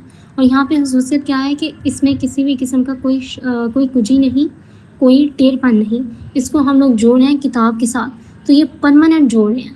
مطلب اس میں ایسا نہیں ہے کہ اس میں اگر ہم لوگ فی استعمال کرتے ہیں نا، فی کتاب ہی، تو اٹ مینس کہ ابھی اس میں کوئی ٹیڑھ پن نہیں ہے. ممکن ہے کہ پہلے دور میں ہوتا ہو، ممکن ہے کہ شروع میں ہو، ممکن ہے کہ آنے والے وقت میں ہو، لیکن جب ہم نے یہاں پہ لا استعمال کر لیا تو اٹ مینس کبھی گزرے ہوئے زمانے میں، کبھی آنے والے زمانے میں، کبھی موجودہ زمانے میں، کسی بھی دور میں کبھی بھی کوئی کجی کوئی ٹیڑھ پن نہیں ہے، بلکہ ہمیشہ سے اس کے ساتھ یہی صفت ہے کہ اس میں بالکل سیدھی چیز ہے، اوتھینٹک چیز ہے، اوریجنل چیز ہے. تو لا ورڈ اس لیے یوز ہے کیونکہ ایمفسائز کر رہا ہے کہ اس کی اوتھینٹسٹی کو، اور اس میں کسی بھی قسم کی کسی بھی انفارمیشن کو ایڈ کرنے کی یا پھر اس کو چھوڑنے کی کوئی جگہ بچتی ہی نہیں ہے. اللہ تعالیٰ قرآن پاک میں فرماتے ہیں لا ترى فیہا عوجا ولا امتن، کہ زمین میں قیامت کے روز زمین میں کسی بھی قسم کی، یہاں پہ بھی ورڈ یوز ہو رہا ہے فیہا ورڈ یوز ہو رہا ہے کہ کسی زمین میں کسی بھی قسم کی کوئی عواجن لائک کسی بھی قسم کا ٹیڑھ پن نہیں ہوگا، کوئی اونچ نیچ نہیں ہوگی. زمین کے لیے تو اونچ نیچ رکھتا ہے، اپس اینڈ ڈاؤنس یا ڈلوان نہیں ہوگی. تو اٹ مینس قیامت کے لیے ہو رہا ہے فیہا، یہاں پہ یوز ہوا ہے کیونکہ زمین میں قیامت سے پہلے زمین میں تھی، زمین میں ڈلوان تھی، لیکن قیامت کے وقت جب حشر کے میدان آیا تو تب اس طرح سے آیا کہ وہ ساری چیزیں ختم ہو، تو وہ ٹیڑھ پن جو زمین میں تھا، جو ڈلوان تھی، وہ ختم ہو گئی. تو یہاں پہ ورڈ فیہا یوز ہوا ہے، یعنی کہ پرفیکشن تو ہے، لیکن یہ پرفیکشن کیا ہوا بعد میں آئی ہے. لیکن لام جو یوز ہوا ہے اس میں یہ ہے کہ پرفیکشن ہے لیکن یہ پرماننٹ ہے، یہ ہمیشہ سے پرفیکشن تھی اور یہ ہمیشہ رہے گی. ایواجن کے معنی بھی بہت وسیع ہیں. ایواجن بیسیکلی کہتے ہیں کہ اگر ہم لوگ اس کا معنی دیکھیں کہ کوئی چیز اوریجنل جو چیز تھی وہ سیدھی تھی لیکن وہ آہستہ آہستہ بینڈ ہونا سٹارٹ ہو گئی. اس کا معنی ہوتا ہے کسی چیز کا مڑ جانا، کسی چیز میں کرو آ جانا، کسی چیز کا ہموار نہ رہنا. جیسے زمین میں تھا ایواج الارض، کہ زمین ہموار نہیں ہوئی. تو یہ کہ اوریجنل جو چیز تھی، ایواجن کا جو بیسک معنی ہے نا، جو اس کا ایکچوئل معنی ہے وہ ہے کہ بیسک جو اوریجنل چیز تھی وہ سیدھی تھی، لیکن بعد میں کسی نہ کسی وجہ کے ساتھ اس میں جو ہے وہ ٹیڑھا پن آ گیا، وہ چیز ٹیڑھی ہو گئی. اچھا، ایواجن جو ورڈ قرآن میں یوز ہوا ہے، ایک تو یہاں پہ ہو گیا ایواج الارض، زمین کے بارے میں استعمال ہوا کہ زمین ہموار نہیں ہوگی تب قیامت کے وقت میں. اس کے علاوہ ایواجن استعمال ہوتا ہے جو ہم لوگ روڈ پہ ٹرن لیتے ہیں نا، اس کو عربک میں ایواجن عوج کہتے ہیں کہ ایک ٹرن آ گیا، ایک یو ٹرن آ گیا. اچھا ایک جو ہوتا ہے نا ہماری کنورسیشن میں اکثر جو یو ٹرنز آ رہے ہوتے ہیں، ہمارے اپنے پہلے کہے گئے الفاظ ہمارے آنے والے جو بعد میں بھی ہم لوگ بات کر رہے ہیں اس کے ساتھ کوئی مل نہیں رہے ہوتے، ہم لوگ یو ٹرنز لے رہے ہوتے ہیں اپنی باتوں میں. تو اس میں بھی ورڈ ایواجن نہیں یوز ہو رہا تھا کہ اپنی بات پہلی والی باتیں اس کی دوسری والی باتوں سے کوئی مل نہیں رہے. تو اس میں بھی ورڈ ایواجن آ رہا تھا کہ اس میں جو پہلی چیز تھی اوریجنل چیز تھی وہ اب نہیں ہے، اس میں ٹیر پن آ گیا ہوا ہے. اس میں ایک حدیث آتی ہے، صحیح بخاری کی حدیث ہے، کہ اس میں صحابی ایک دوسرے صحابی سے سوال کرتے ہیں کہ آپ مجھے بتائیں کہ رسول اللہ صلی اللہ علیہ وسلم کی وہ خصوصیات بتائیں جو کہ توریت میں مینشن کی گئی ہیں. تو وہ صحابی فرماتے ہیں کہ توریت میں جتنی بھی ان کی خصوصیات مینشن کی گئی ہیں وہ مینشن کی گئی ہیں، قرآن پاک میں بھی مینشن کی گئی ہیں. اور دین یہ کافی لمبی حدیث ہے کہ اس میں جیسے رسول صلی اللہ علیہ وسلم کو خوشبی سنانے والا اور ڈرانے والا بنا کے بھیجا گیا. تو توریت میں بھی اسی طرح سے ڈائریکٹلی یہ ورڈس تو استعمال نہیں ہوئے، لیکن اس کا کانٹیکس تو تھا وہ یہی تھا. تو یہاں پہ اس حدیث میں ورڈ استعمال ہوتا ہے کہ اللہ تعالیٰ نے رسول صلی اللہ علیہ وسلم کو بھیجا الملت الاوج، کہ ملت وہ ملت وہ قوم جس کے اندر وہ ملت وہ قوم جس کے اندر ٹیر پن تھا. اب جو عرب تھے، جو اس ٹائم پہ لوگ تھے، جتنے بھی لوگ تھے وہ کیا تھے، وہ اس پہ تھے، دین ابراہیمی پہ تھے. ابراہیم کا دور تھا نا، ابراہیم کا دور اوریجنل دور تھا، اوریجنل دین ابراہیم کا تھا. لیکن وہ کیا ہوا، آہستہ اس میں ٹیڑھا پن آنا اسٹارٹ ہو گیا. رسول صلی اللہ علیہ وسلم جس امت تک آئے وہ اس امت میں ٹیڑھ پن تھا. ان کے جو دین ابراہیمی تھا اس میں بہت زیادہ چیزیں انہوں نے چینج کر دی ہوئی تھیں، بہت زیادہ چیزیں اس میں ختم ہو گئی تھی. تو رسول صلی اللہ علیہ وسلم بیسیکلی ان سب چیزوں کو ریوائیو کرنے کے لیے آئے، حضرت ابراہیم کے دین کو ریوائیو کرنے کے لیے آئے. تو یہاں پہ بھی ان کے لیے جو ورڈ، جو ان کی ملت کے لیے ورڈ استعمال ہوئے وہ ایواج استعمال ہوا ہے کہ وہ اس امت کی طرف، اس قوم کی طرف بھیجا گیا جو کہ اپنی اصل پوزیشن سے ہٹ گئی ہوئی تھی، جو کہ دین ابراہیمی سے ہٹ گئی ہوئی تھی. الکتاب ایواجا، یہ وہ کتاب ہے جس میں کسی بھی قسم کا کوئی ٹیڑھ پن نہیں ہے. اس کے سمجھنے میں اور اس کے امپیکٹ میں اگر یہ ایک دفعہ کسی کے اوپر آ گیا، کسی کے دل میں آ گیا، تو یہ نہیں ہوگا کہ وہ اس میں ٹیڑھ پن آ جائے گا. مطلب اگر وہ صحیح معنی میں آ گیا، جس طرح سے صحابہ کے دل میں آیا، جس طرح سے رسول صلی اللہ علیہ وسلم کے دل میں آیا، تو اس میں بعد میں کوئی ٹیڑھ پن نہیں آیا. تو اس طرح سے بھی اس چیز کو سمجھا جا سکتا ہے کہ یہ کتاب کی ایک خصوصیت ہے. اچھا یہ کتاب کی خصوصیت یہ انشاءاللہ اگلی آیا میں ہوگا کہ یہ خصوصیت ہے یا حالت ہے اس کتاب کی. اور اس کے بعد یہ اس چیز کو واضح کرتا ہے کہ ایواز الکتاب ایواز کہ یعنی کہ یہ کتاب میں کوئی ٹیڑھ پن نہیں. جس طرح سے صحابہ نے اس کو سمجھا ہوا ہے نا، یہ ابھی بھی اسی حالت میں ہے. اگر آپ لوگوں کا ایمان، اگر تم چاہو اس کو اس حالت میں سمجھنا، اس طرح سے سمجھنا جس طرح صحابہ نے سمجھا، تو تم اس کو سمجھ سکتے ہو. اس کا بھی اسی طرح اثر ہوگا تم پر جس طرح سے صحابہ پر ہوا ہے. دوسری بات یہ اس میں جو ایک سمجھ آتی ہے کہ کانٹیکس کے اعتبار سے کہ اس میں کسی قسم کا ایواج نہیں، یعنی کہ اس میں کسی قسم کی کوئی بھی ٹیڑھ نہیں، کہ جو حکم قرآن میں دیا جا رہا ہے اگر وہ حکم سختی کے ساتھ ہے تو اس کو سختی کے ساتھ ہی امپلیمنٹ کرنا ہے. اگر اس میں سختی ہے تو سختی، اگر اس میں نرمی ہے تو نرمی. اس میں کسی قسم کی کوئی چیز ایڈ نہیں کرنی، کوئی چیز نکالنی نہیں ہے، جیسی ہے ویسی ہی لے کے آنی ہے. اور رسول صلی اللہ علیہ وسلم اپنے اخلاق میں سب سے زیادہ نرم تھے. ان کی طبیعت جو ان کا جو اخلاق تھا، مطلب جتنے ان کے دشمن بھی تھے نا، وہ بھی ان کی اس چیز کو وہ ایڈمٹ کرتے تھے کہ رسول صلی اللہ علیہ وسلم بہترین اخلاق کے مالک ہیں. تو بہترین اخلاق کے مالک کو جب کہا جائے کہ قرآن پاک کی کچھ آیات بہت دل لرزانے والی ہیں، مطلب ڈرانے والی ہیں، تو وہ ایک چیز ہے کہ یہاں پہ آ کے مطلب اگر آپ کو نا کہ آپ اس طرح کی طبیعت کے مالک ہو، تو پھر اللہ تعالیٰ کی ان آیات کو مطلب اتنے سخت الفاظ کو صحابہ کو کنوے کرنا تھوڑا مشکل ہو جاتا ہے. تو اس میں بھی اللہ تعالیٰ بتا رہے ہیں کہ یہ کتاب الایواج، کہ اس میں پھر بھی کسی بھی قسم کی ٹیڑھ پن نہیں لے کے آنا، جیسے بتائی گئی ہے، جس غصے سے اللہ نے بتائی ہے، جس کیا کہتے ہیں اس کو، جس کیفیت میں اللہ تعالیٰ پہنچانا چاہ رہے ہیں، آپ نے بھی یا رسول اللہ اسی کیفیت میں، اسی غصے سے کیا عالم میں، اسی طرح آپ نے وہ آیات پہنچانی ہے. اس میں کچھ ایڈ نہیں کرنا، مطلب اس میں کچھ کیفیت کا بھی رد و بدل نہیں آنا چاہیے. مطلب ہم لوگ اکثر کیا کرتے ہیں کہ ہم لوگ اپنے جو حق بات ہوتی ہے وہ ہم لوگ نہیں کرتے کہ اگلا بندہ ہرٹ ہوگا، اگلے بندے کو تکلیف ہوگی، حقیقت ہے، لیکن اگلا بندہ ہمیں عزیز ہے تو کیا ہوگا، یہ چیز باعث ہو جائے گی. لیکن یہ کتاب جو ہے یہ باعث نہیں ہے. یہ کسی چیز کو نہیں دیکھ رہی ہوگی کہ یہ کتاب میں جو آیت آئے گی یہ اگلے بندے کو ہرٹ کرے گی، ایسا نہیں ہوگا. کتاب میں آیات آئی ہیں رسول اللہ صلی اللہ علیہ وسلم کے ازواج کے بارے میں جب آیات آئی ہیں تو اس میں بھی عوج نہیں تھا، اس میں بھی یہ چیز نہیں تھی کہ وہ ہرٹ ہوں گی، اس میں جو بات تھی اوتھینٹک وہ بات اوتھینٹک کر دی گئی، اس میں کوئی ٹیڑھ پن نہیں رکھا گیا. تو یہاں پر یہ آیت مکمل ہوتی ہے. بہترین سسٹر، آپ نے بڑا اچھا جو ہے نا سمجھایا. میں اصل میں جس ٹائم یہ کلاس سٹارٹ ہوئی تھی تو میرا یہی ذہن میں تھا کہ کچھ لوگ جو آج انہوں نے جوائن کیے تو میں تھوڑا سا نا اس کو پھر دوبارہ مختصر ہی ایکسپلین کروں گا، لیکن الوینا سسٹر نے اس کو بہترین انداز میں شیئر کر دی ہے، مطلب اپنی ورکنگ شیئر کر دی ہے، اور میں تو سمجھتا ہوں کہ مجھ سے بھی بہترین انداز میں شیئر کی ہے.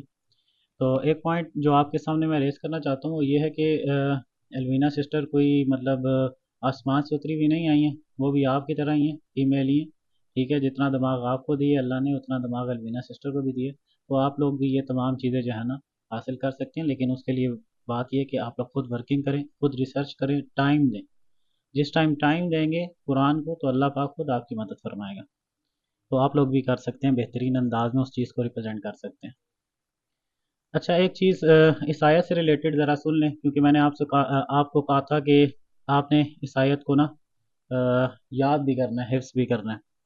میں ابھی کلاس کو زیادہ لمبا نہیں کروں گا، کیونکہ مجھے پتہ ہے بہت سی چیزیں بھی آپ لوگوں نے سیکھ لی ہیں، ابھی تھوڑا سا مائنڈ کی کیپیسٹی آپ کی ذرا کم ہو چکی ہے، تو میں مختصر ہی ان چیزوں کو ایکسپلین کروں گا اور آپ کے سامنے کوسچنز رکھوں گا کچھ جن کو آپ نے نوٹ ڈاؤن کر لینے اور اس کے اوپر آپ نے لازمی ورکنگ کرنی ہے، ٹھیک ہے. اور دیکھیں آج الوینا سسٹر نے اس چیز کے اوپر پراپر ایک اچھی ورکنگ کی تھی، جن کو مطلب بہترین مطلب جو ہے نا ٹائم دیا گیا، انہوں نے بڑی اچھے طریقے سے ایکسپلین کیا.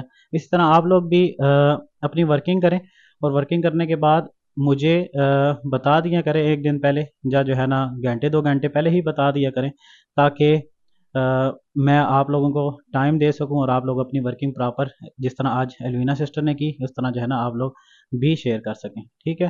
اگر کوئی میٹیریل میرے ساتھ شیئر کرنا ہو جو کہ میں آپ کے سامنے اسکرین پہ شیئر کر دوں تو وہ بھی میرے ساتھ شیئر کر دیا کریں، تاکہ جس ٹائم آپ لوگ ایکسپلینیشن دے رہے ہوں تو میں وہ اسکرین آپ کے چلا دوں، تو وہاں سے جو ہے نا آپ آسانی سے اس آیت کو سمجھا سکیں. تو بہترین. میں تو آج تھوڑا سا گھبرا رہا تھا کیونکہ 2-3 طرف سے مجھے جو میسیج آئے، ایک الوینا سسٹر کا کہ میں نے ایکسپلین کرنا ہے، دوسرا پھر جو ہے نا گروپ کے بیچ میں میسیج آیا انشا سسٹر نے جو ہے نا وہ پریزنٹیشن بھیجی، تو میں تو گھبرا گیا. میں نے کہا آج تو بڑے سب لوگوں نے بڑی تیاری کر آ رہے ہیں اور سب لوگ بڑے ایکٹیو ہیں، کلاس کے لیے ویٹ کر رہے ہیں.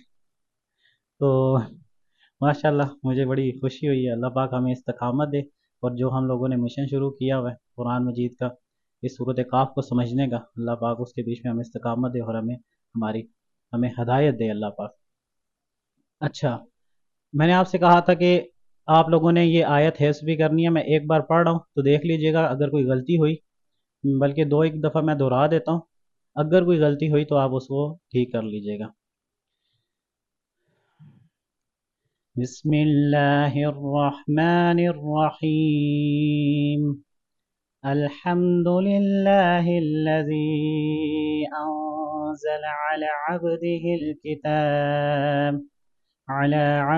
الكتاب ولم يجعل له عوجا. الحمد لله الذي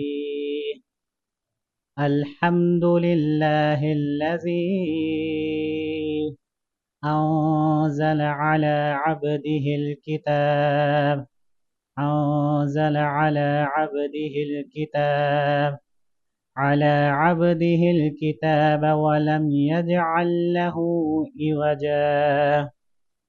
ولم يجعل له عوجا.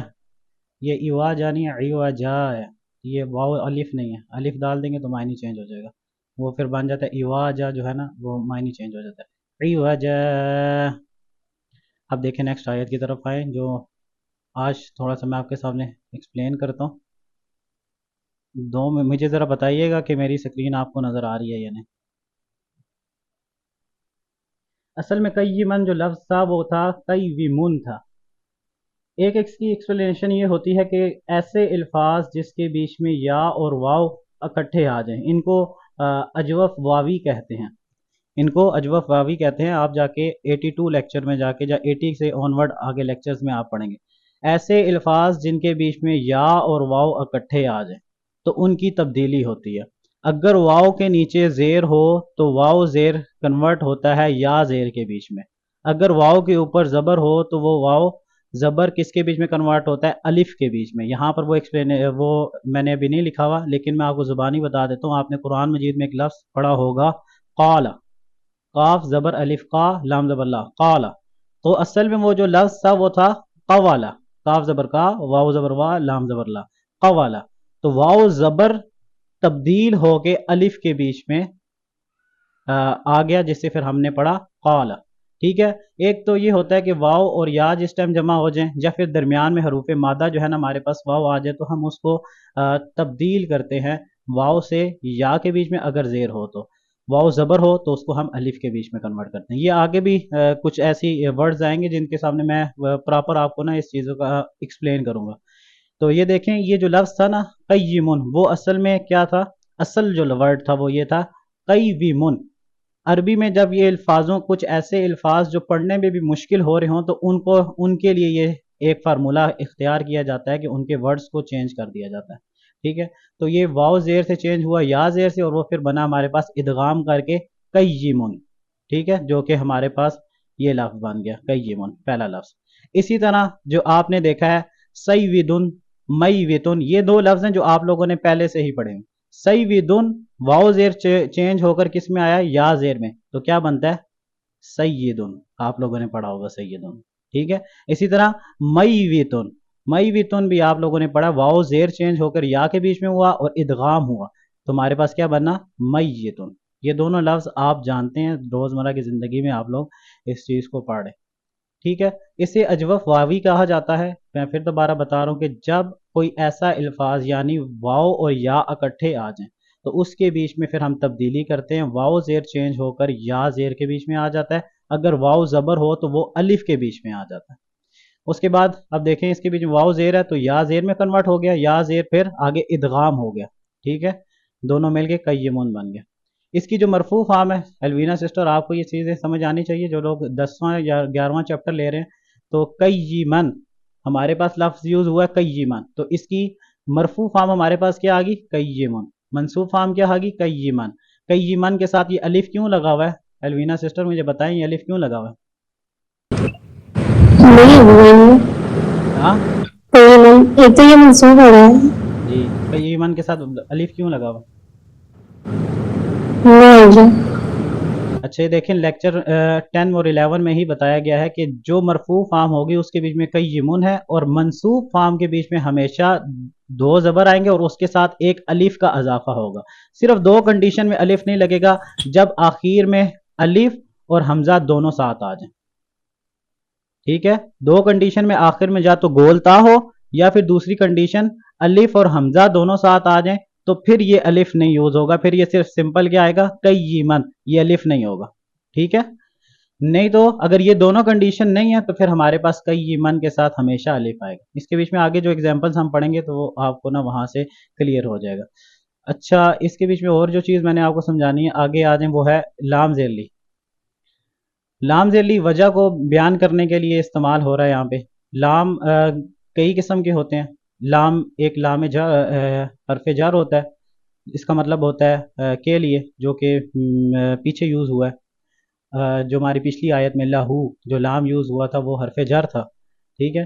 اس کے بعد ایک لام ہوتا ہے جو کہ وجہ کو ایکسپلین کرنے کے لیے استعمال ہوتا ہے. ایک لام کئی ہوتا ہے اور ایک لام تاکید ہوتا ہے. اس کے علاوہ بھی اور 2-3 لام ہوتے ہیں جو کہ بھی میرے ذہن میں نہیں، لیکن 4 جو میرے ذہن میں آ رہے تھے وہ میں نے آپ کے سامنے ایکسپلین کر دی. یہ جو لام یوز ہوا ہے وہ کس لیے استعمال ہوا ہے؟ وجہ کو ایکسپلین کرنے کے لیے. اور کیا وجہ ہے؟ کہ وہ ڈر سنائے، ینذرا ڈر سنائے. اب یہ مضارع کا صیغہ ہے، ہمیں کیسے پتا چلتا ہے کہ یہ مضارع کا صیغہ؟ مضارع کا صیغہ اور واحد ہے مذکر ہے، یہ ہمیں کیسے پتا چلتا ہے؟ اور غائب ہے، یہ کیسے پتا چلتا ہے؟ میں نے آپ کو لاسٹ ٹائم ایک چیز بتائی تھی کہ 3 باتیں آپ لوگوں نے یاد رکھنی ہے. جب بھی مضارع کا صیغے کو پہچاننا ہوتا ہے، مضارع سے مراد میں پھر دوبارہ ایکسپلین کر دیتا ہوں، اور میں یہاں پہ ماضی کا لفظ استعمال کروں گا جب مضارع کا لفظ استعمال کروں گا. ماضی مطلب پاسٹ، مضارع کا مطلب مضارع کے بیچ میں پریزنٹ اور فیوچر کور ہو جاتا ہے. ٹھیک ہے. انگلش کی طرح یہاں پہ پاسٹ پریزنٹ فیوچر سیپریٹلی نہیں ہوتے. ٹھیک ہے. یہاں پہ ماضی ایک الگ کی گردان ہوتی ہے، ماضی کی الگ گردان ہوتی ہے، یعنی ماضی کے جو پورے سیغے ہوتے ہیں ماضی کو الگ ڈسکس کیا جاتا ہے اور مضارع کو الگ ڈسکس کیا جاتا ہے، اور مضارع کے بیچ میں پریزنٹ اور جی ایک منٹ ہے، ماضی کو اچھا ایک تو بیچ میں تھوڑی سی انٹرپشن ہو جاتی ہے. اچھا، مضارع کے بیچ میں دو چیزیں کور ہو رہی ہوتی ہیں، ایک حال اور ایک مستقبل، یعنی پریزنٹ اور فیوچر کور ہو رہا ہوتا ہے. اور اسی آیت سے ریلیٹڈ نا، بلکہ یہ دیکھیں یہ جو، بلکہ وہ میں آپ کو لاسٹ میں مجھے بتائیے گا، فرسٹ آیت سے ریلیٹڈ وہ جو لفظ یوز ہوا ہے نا یہاں پر ہی بتا دیتا ہوں، وَلَمْ يَجْعَلْ لَهُ عِوَجًا. وہ جو لم استعمال ہوا ہے نا، میں نے آپ کو لاسٹ ٹائم بتایا تھا لم استعمال ہوتا ہے ایک جملے کے بیچ میں زور پیدا کرنے کے لیے، ٹھیک ہے. اور آپ کو پتا ہے وہ لم کے آگے لکھا ہوا وَلَمْ يَجْ، یا جو یوز ہو رہا ہے وہ مضارع کے لیے استعمال ہو رہا ہے. میں بلکہ وہ آیت نکال دیتا ہوں تاکہ آپ لوگوں کو یہ دیکھیں، یہ جو لفظ آپ کے سامنے آ رہا ہے وَلَمْ يَجْعَلْ، یہ جو یا آ رہا ہے نا یہ مضارع کو بتا رہا ہے. میں نے آپ کو لاسٹ ٹائم بتایا تھا کہ آپ مضارع کے صیغے کو کس طرح پہچانیں گے، یا تو شروع میں یا آ رہا ہوگا، یا شروع میں تا آ رہا ہوگا، یا شروع میں الف آ رہا ہوگا، یا پھر نون آ رہا ہوگا. الف میرے لیے صرف استعمال ہوتا ہے، یعنی می مائی سیلف، ٹھیک ہے. اور نون جو استعمال ہوتا ہے وہ ہم کے لیے استعمال ہوتا ہے، میرے لیے متکلم، میرے لیے جمع کے لیے استعمال ہوتا ہے، یعنی ہم سب، ٹھیک ہے. اور الف جو ہے نا میرے لیے، یہاں پر یہ الف نہیں، میں آپ کو آگے جا کے ایکسپلین کروں گا. یا اگر یا آ جائے، یہ ذہن میں رکھیے گا، یا آ جائے تو یا کس چیز کو ایکسپلین کر رہا ہے، مضارع کے صیغے کو ایکسپلین کر رہا ہے، پلس یہ غائب کے صیغے کو ایکسپلین کر رہا ہے. غائب سے مراد تھرڈ پرسن کو ایکسپلین کر رہا ہے، یا تھرڈ پرسن کو ایکسپلین کر رہا ہے، ٹھیک ہے. شروع والی یہ علامت، اگر اس کے آگے ہوتا نا یجعلون ہوتا نا تو پھر یہ جمع کا صیغہ ہو جاتا. لیکن آپ ابھی صرف ذہن میں یہ رکھیں کہ یا کس کو ریپرزینٹ کر رہا ہے، مضارع کے صیغے کو ریپرزینٹ کر رہا ہے اور واحد کو ریپرزینٹ کر رہا ہے. اب یہ لفظ دیکھیں وَلَمْ يَجْعَلْ لَهُ عِوَجًا، یہ لم اس جگہ پر آتا ہے، اس کے دو کام ہوتے ہیں. پہلا یہ کہ جملے کے بیچ میں زوردار نفی پیدا کر دینا، زوردار نفی. دیکھیں یہاں پر جو کیا ترجمہ کیا جا رہا ہے، اور نہ رکھی، ٹھیک ہے. یہ نفی کر دینا، جملے کو نیگیٹو بنا دینا، ٹھیک ہے. تو اس کے لیے استعمال ہوتا ہے وَلَمْ يَجْعَلْ، کہ ہرگز اس میں نہیں رکھی، ہرگز نہیں رکھی، ٹھیک ہے. اس میں کوئی کجی. اور لم کا دوسرا کام کیا ہوتا ہے، پہلا کام یہ ہوتا ہے کہ زوردار نفی پیدا کر دینا، اور لم کا دوسرا کام یہ ہوتا ہے کہ مضارع کا صیغہ ہے، آگے دیکھیں مضارع کا استعمال ہو رہا ہے تو یہ فیوچر والی سینٹینس، فیوچر والی بات کو پریزنٹ کے بیچ میں، ماضی کے بیچ میں کنورٹ کر دیتا ہے، سوری، یعنی مضارع کا ترجمہ ماضی میں ہوتا ہے. پھر اس کا کہ ہرگز اس کے بیچ میں کجی ہم نے کوئی نہیں رکھی، یعنی ماضی کے بارے، ماضی کے بیچ میں ٹرانسلیشن جو ہوگی وہ ماضی کے بیچ میں ہوگی. کیوں ہوگی؟ کیونکہ زور پیدا کیا جا رہا ہے. یہ کتاب ابھی نازل نہیں ہوئی ہے. اگر یہاں پہ دیکھیں میں نے آپ کو بتایا نا مضارع کا صیغہ استعمال ہوا، اگر میں اس کا ترجمہ یہ کروں کہ ہم نے نہیں رکھیں گے، مضارع میں دیکھیں کیا آ جاتا ہے، فیوچر آ جاتا ہے نا، کہ ہم ہرگز اس کے بیچ میں کوئی کجی نہیں رکھیں گے، تو ترجمہ غلط ہو جاتا ہے، ٹھیک ہے. تو ترجمہ کس طرح سے غلط ہو سکتا ہے کہ کتاب تو نازل ہو چکی ہے، کب کی کتاب تو کب کی نازل ہو چکی ہے. تو یہ جو لم ہوتا ہے اس کا کیا کام ہوتا ہے کہ یہ زوردار نفی پیدا کرتا ہے، اور دوسرا مضارع کے صیغے کا ترجمہ ماضی میں کر دیتا ہے، ٹھیک ہے. اب آئیں اسی آیت کی طرف، آگے جو ہمارے پاس پوائنٹ آ رہا ہے. اب یہاں پر پہلا لفظ ہمارے پاس کلیئر ہو گیا. سیکنڈ لفظ جو ہے ہمارے پاس وہ کیا ہے، بأسن. بأسن کا مطلب سوری قیمن کے بعد آتا ہے یہ لینذر، لام کی ایکسپلینیشن میں نے آپ کو بتایا یہ وجہ کو ایکسپلین کرنے کے لیے آتا ہے تاکہ ڈر سنائے. ینذرا، یا جو ایکسپلین کر رہا ہے وہ مضارع کے صیغے کو ایکسپلین کر رہا ہے. ینذرا یہ لفظ آتا ہے باب افعال سے، انذرا ینذرو، ٹھیک ہے. انذرا ماضی کا صیغہ، ینذرو ینذرا ینذرو تھا اصل میں، یہ ینذرو، انذرا ینذرو، تو یہ ینذرو تھا، یہ پیش زبر میں چینج ہوئی ہے، ٹھیک ہے. اچھا تو یہ ایک تو اچھا ڈر سنانے کے لیے آیا اور مضارع کے صیغہ آیا. اس کے بعد لکھیں یہ لفظ آیا ہے وہ کیا ہے؟ بأسن. بأسن کا جو معنی کیا جاتا ہے وہ عذاب کیا جاتا ہے, پنشمنٹ کی جاتی ہے. میں ابھی تھوڑا سا مختصر ہی آپ کو ایکسپلین کرتا ہوں, آپ لوگ میرے خیال سے بور ہو رہے ہیں. بأسن کا مطلب ہوتا ہے عذاب, لیکن اس کا ایک اور میننگ بھی ہوتا ہے. بأسن ہمیں ریفر کرتا ہے, اس آیت کے معنی یہ ہیں کہ جو ہے نا فقر و فاقے کے حالات, بھوک کے حالات, یعنی جس میں انسان کے پاس کھانا نہیں ہوتا, کھانے پینے کی جو ہے نا کمی ہو جانا. اس کے علاوہ جنگ, جو ایک سخت جنگ ہو رہی ہوتی ہے, یہاں پر سخت جنگ سے مراد ایک بہت بڑی جنگ کا ذکر کیا جا رہا ہے. تو ایک بہت بڑی جنگ دجال کے آنے سے پہلے ہونی ہے, جسے انگلش میں کہا جاتا ہے آرمگڈون. اور جو ہے نا ہمارا عربک میں جو ہم لوگ ورڈ یوز کرتے ہیں اس کے لیے ملحمۃ العزا اور ملحمۃ القبرا, یہ لفظ استعمال کرتے ہیں ہم لوگ. تو یہ آیت دیکھیں خود آپ کو بتا رہی ہے, آپ خود اس کی جو ہے نا جس ٹائم آپ میننگز پڑھتے ہیں تو آیت آپ کو خود یہ بتاتی ہے کہ یہ کہاں پہ کس جنگ کے بارے میں بات کی جا رہی ہے, کس عذاب کے بارے میں بات کی جا رہی ہے.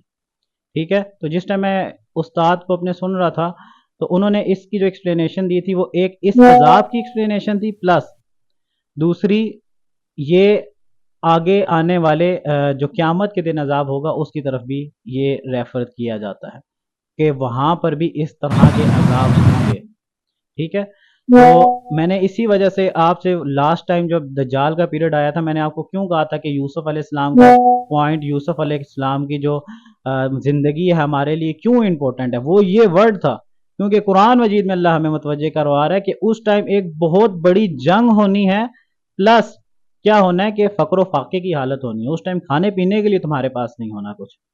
تو اس کے لیے ہمیں تو پہلے دیکھیں بتایا جا رہا ہے نا, پہلی آیات ہمیں کیوں بتائی جا رہی ہیں کہ پہلی آیات تمہارے لیے کافی ہو جائیں گے دجال کے فتنے سے. اور میں آپ کے سامنے ایک دو کوسچن رکھتا ہوں نا, اور یہ چھوٹی بچی نے میرے سے کوسچن کیے, 9 سال کی بچی تھی, اور میں پریشان ہو گیا تھا اس کوسچن کے بارے میں. اور میں آپ کے سامنے اسی ابھی ٹائم آ ہی گیا تو میں اسی کوسچن کر دیتا ہوں کہ وہ کوسچن کیا ہے, دجال سے ریلیٹڈ اس نے کوسچن کیا. اس نے کہا کہ کیا دجال کو علم ہوگا کہ اس کے ساتھ اس کے ہاتھ میں ایک طرف جنت ہے اور ایک طرف جہنم ہے, کیا دجال کو اصل میں اس چیز کا علم ہوگا کہ اس کی جنت دوزخ ہے اور اس کی دوزخ جنت ہے؟ یہ 9 سال کی بچی نے کوسچن کیا اور میں وہاں پر پریشان ہو گیا تھا. اس کے علاوہ اور کوسچن بتاتا ہوں, کیا دجال اس ٹائم, اگر دجال ظاہر ہو جاتا ہے تو کیا دجال اس ٹائم لوگوں کو قتل کرے گا؟ کیا اس کے بیچ میں اتنی طاقت ہوگی کہ وہ لوگوں کو قتل کر سکے گا؟ کیونکہ اس کے فتنے کا ذکر آتا ہے, قتل کا ذکر نہیں آتا ہے. قتل کے بارے میں ایک ہی شخص آتا ہے, اور وہ بھی آتا ہے کہ وہ ایک شخص کو قتل کرے گا تو اس کے بعد وہ زندہ کرے گا اس کے بعد پھر اس کے اوپر وہ قابو نہیں پا سکے گا. ایک منٹ احمد بھائی, میں اصل میں یہ کوسچن آپ لوگوں نے بس لاسٹ میں کرنے, میں مختصر بس اس کو ایکسپلین کرتا ہوں, اس کے بعد پھر آپ کوسچن کریے گا.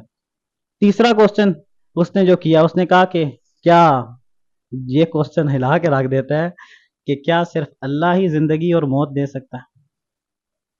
اگر اللہ ہی زندگی اور موت دے سکتا ہے تو پھر دجال نے اس شخص کے ساتھ کیا کیا تھا؟ حدیثیں موجود ہیں. یہ 9 سال کی بچی نے مجھ سے کوسچن کیے تھے جس کے بعد میں لاجواب ہو گیا تھا.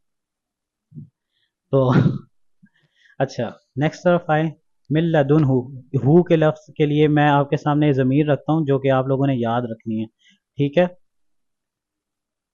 اور وہ ضمیر ہے میں آپ لوگوں کے ساتھ شیئر کر دوں گا گروپ کے بیچ میں. یہ لوگ آپ لوگوں نے نا لازمی یاد کر لینی ہے کیونکہ یہ اسی کے اوپر آگے جا کے ساری چیزیں جو ہے نا اس پر ہی بیس کریں گے. ہو کی ضمیر آپ لوگوں نے یاد کرنی ہے. اصل میں یہ مجرور ضمائر ہے جس کو جو ہے نا جو غائب کے لیے استعمال ہوتا ہے, ایک کے لیے واحد کے لیے اور جو ہے نا غائب کے لیے استعمال ہوتا ہے. ہو ہما ہم, ہا ہما ہم, ہا ہما ہن, کا کما کم, کی کما کن یا نہ. یہ 14 ضمیر ہیں جو میں آپ کے ساتھ شیئر کر دوں گا جو آپ لوگوں نے یاد کرنا. اب دیکھیں اس لفظ کے اوپر زور کریں, وبشر ویبشری. یا کس چیز کو ریپرزینٹ کر رہا ہے؟ میں نے آپ کو ابھی بتایا, مضارع کی صیغوں کو ریپرزینٹ کر رہا ہے, پلس کس کو ریپرزینٹ کر رہا ہے؟ آپ کے واحد کو ریپرزینٹ کر رہا ہے. ٹھیک ہے, یبشر.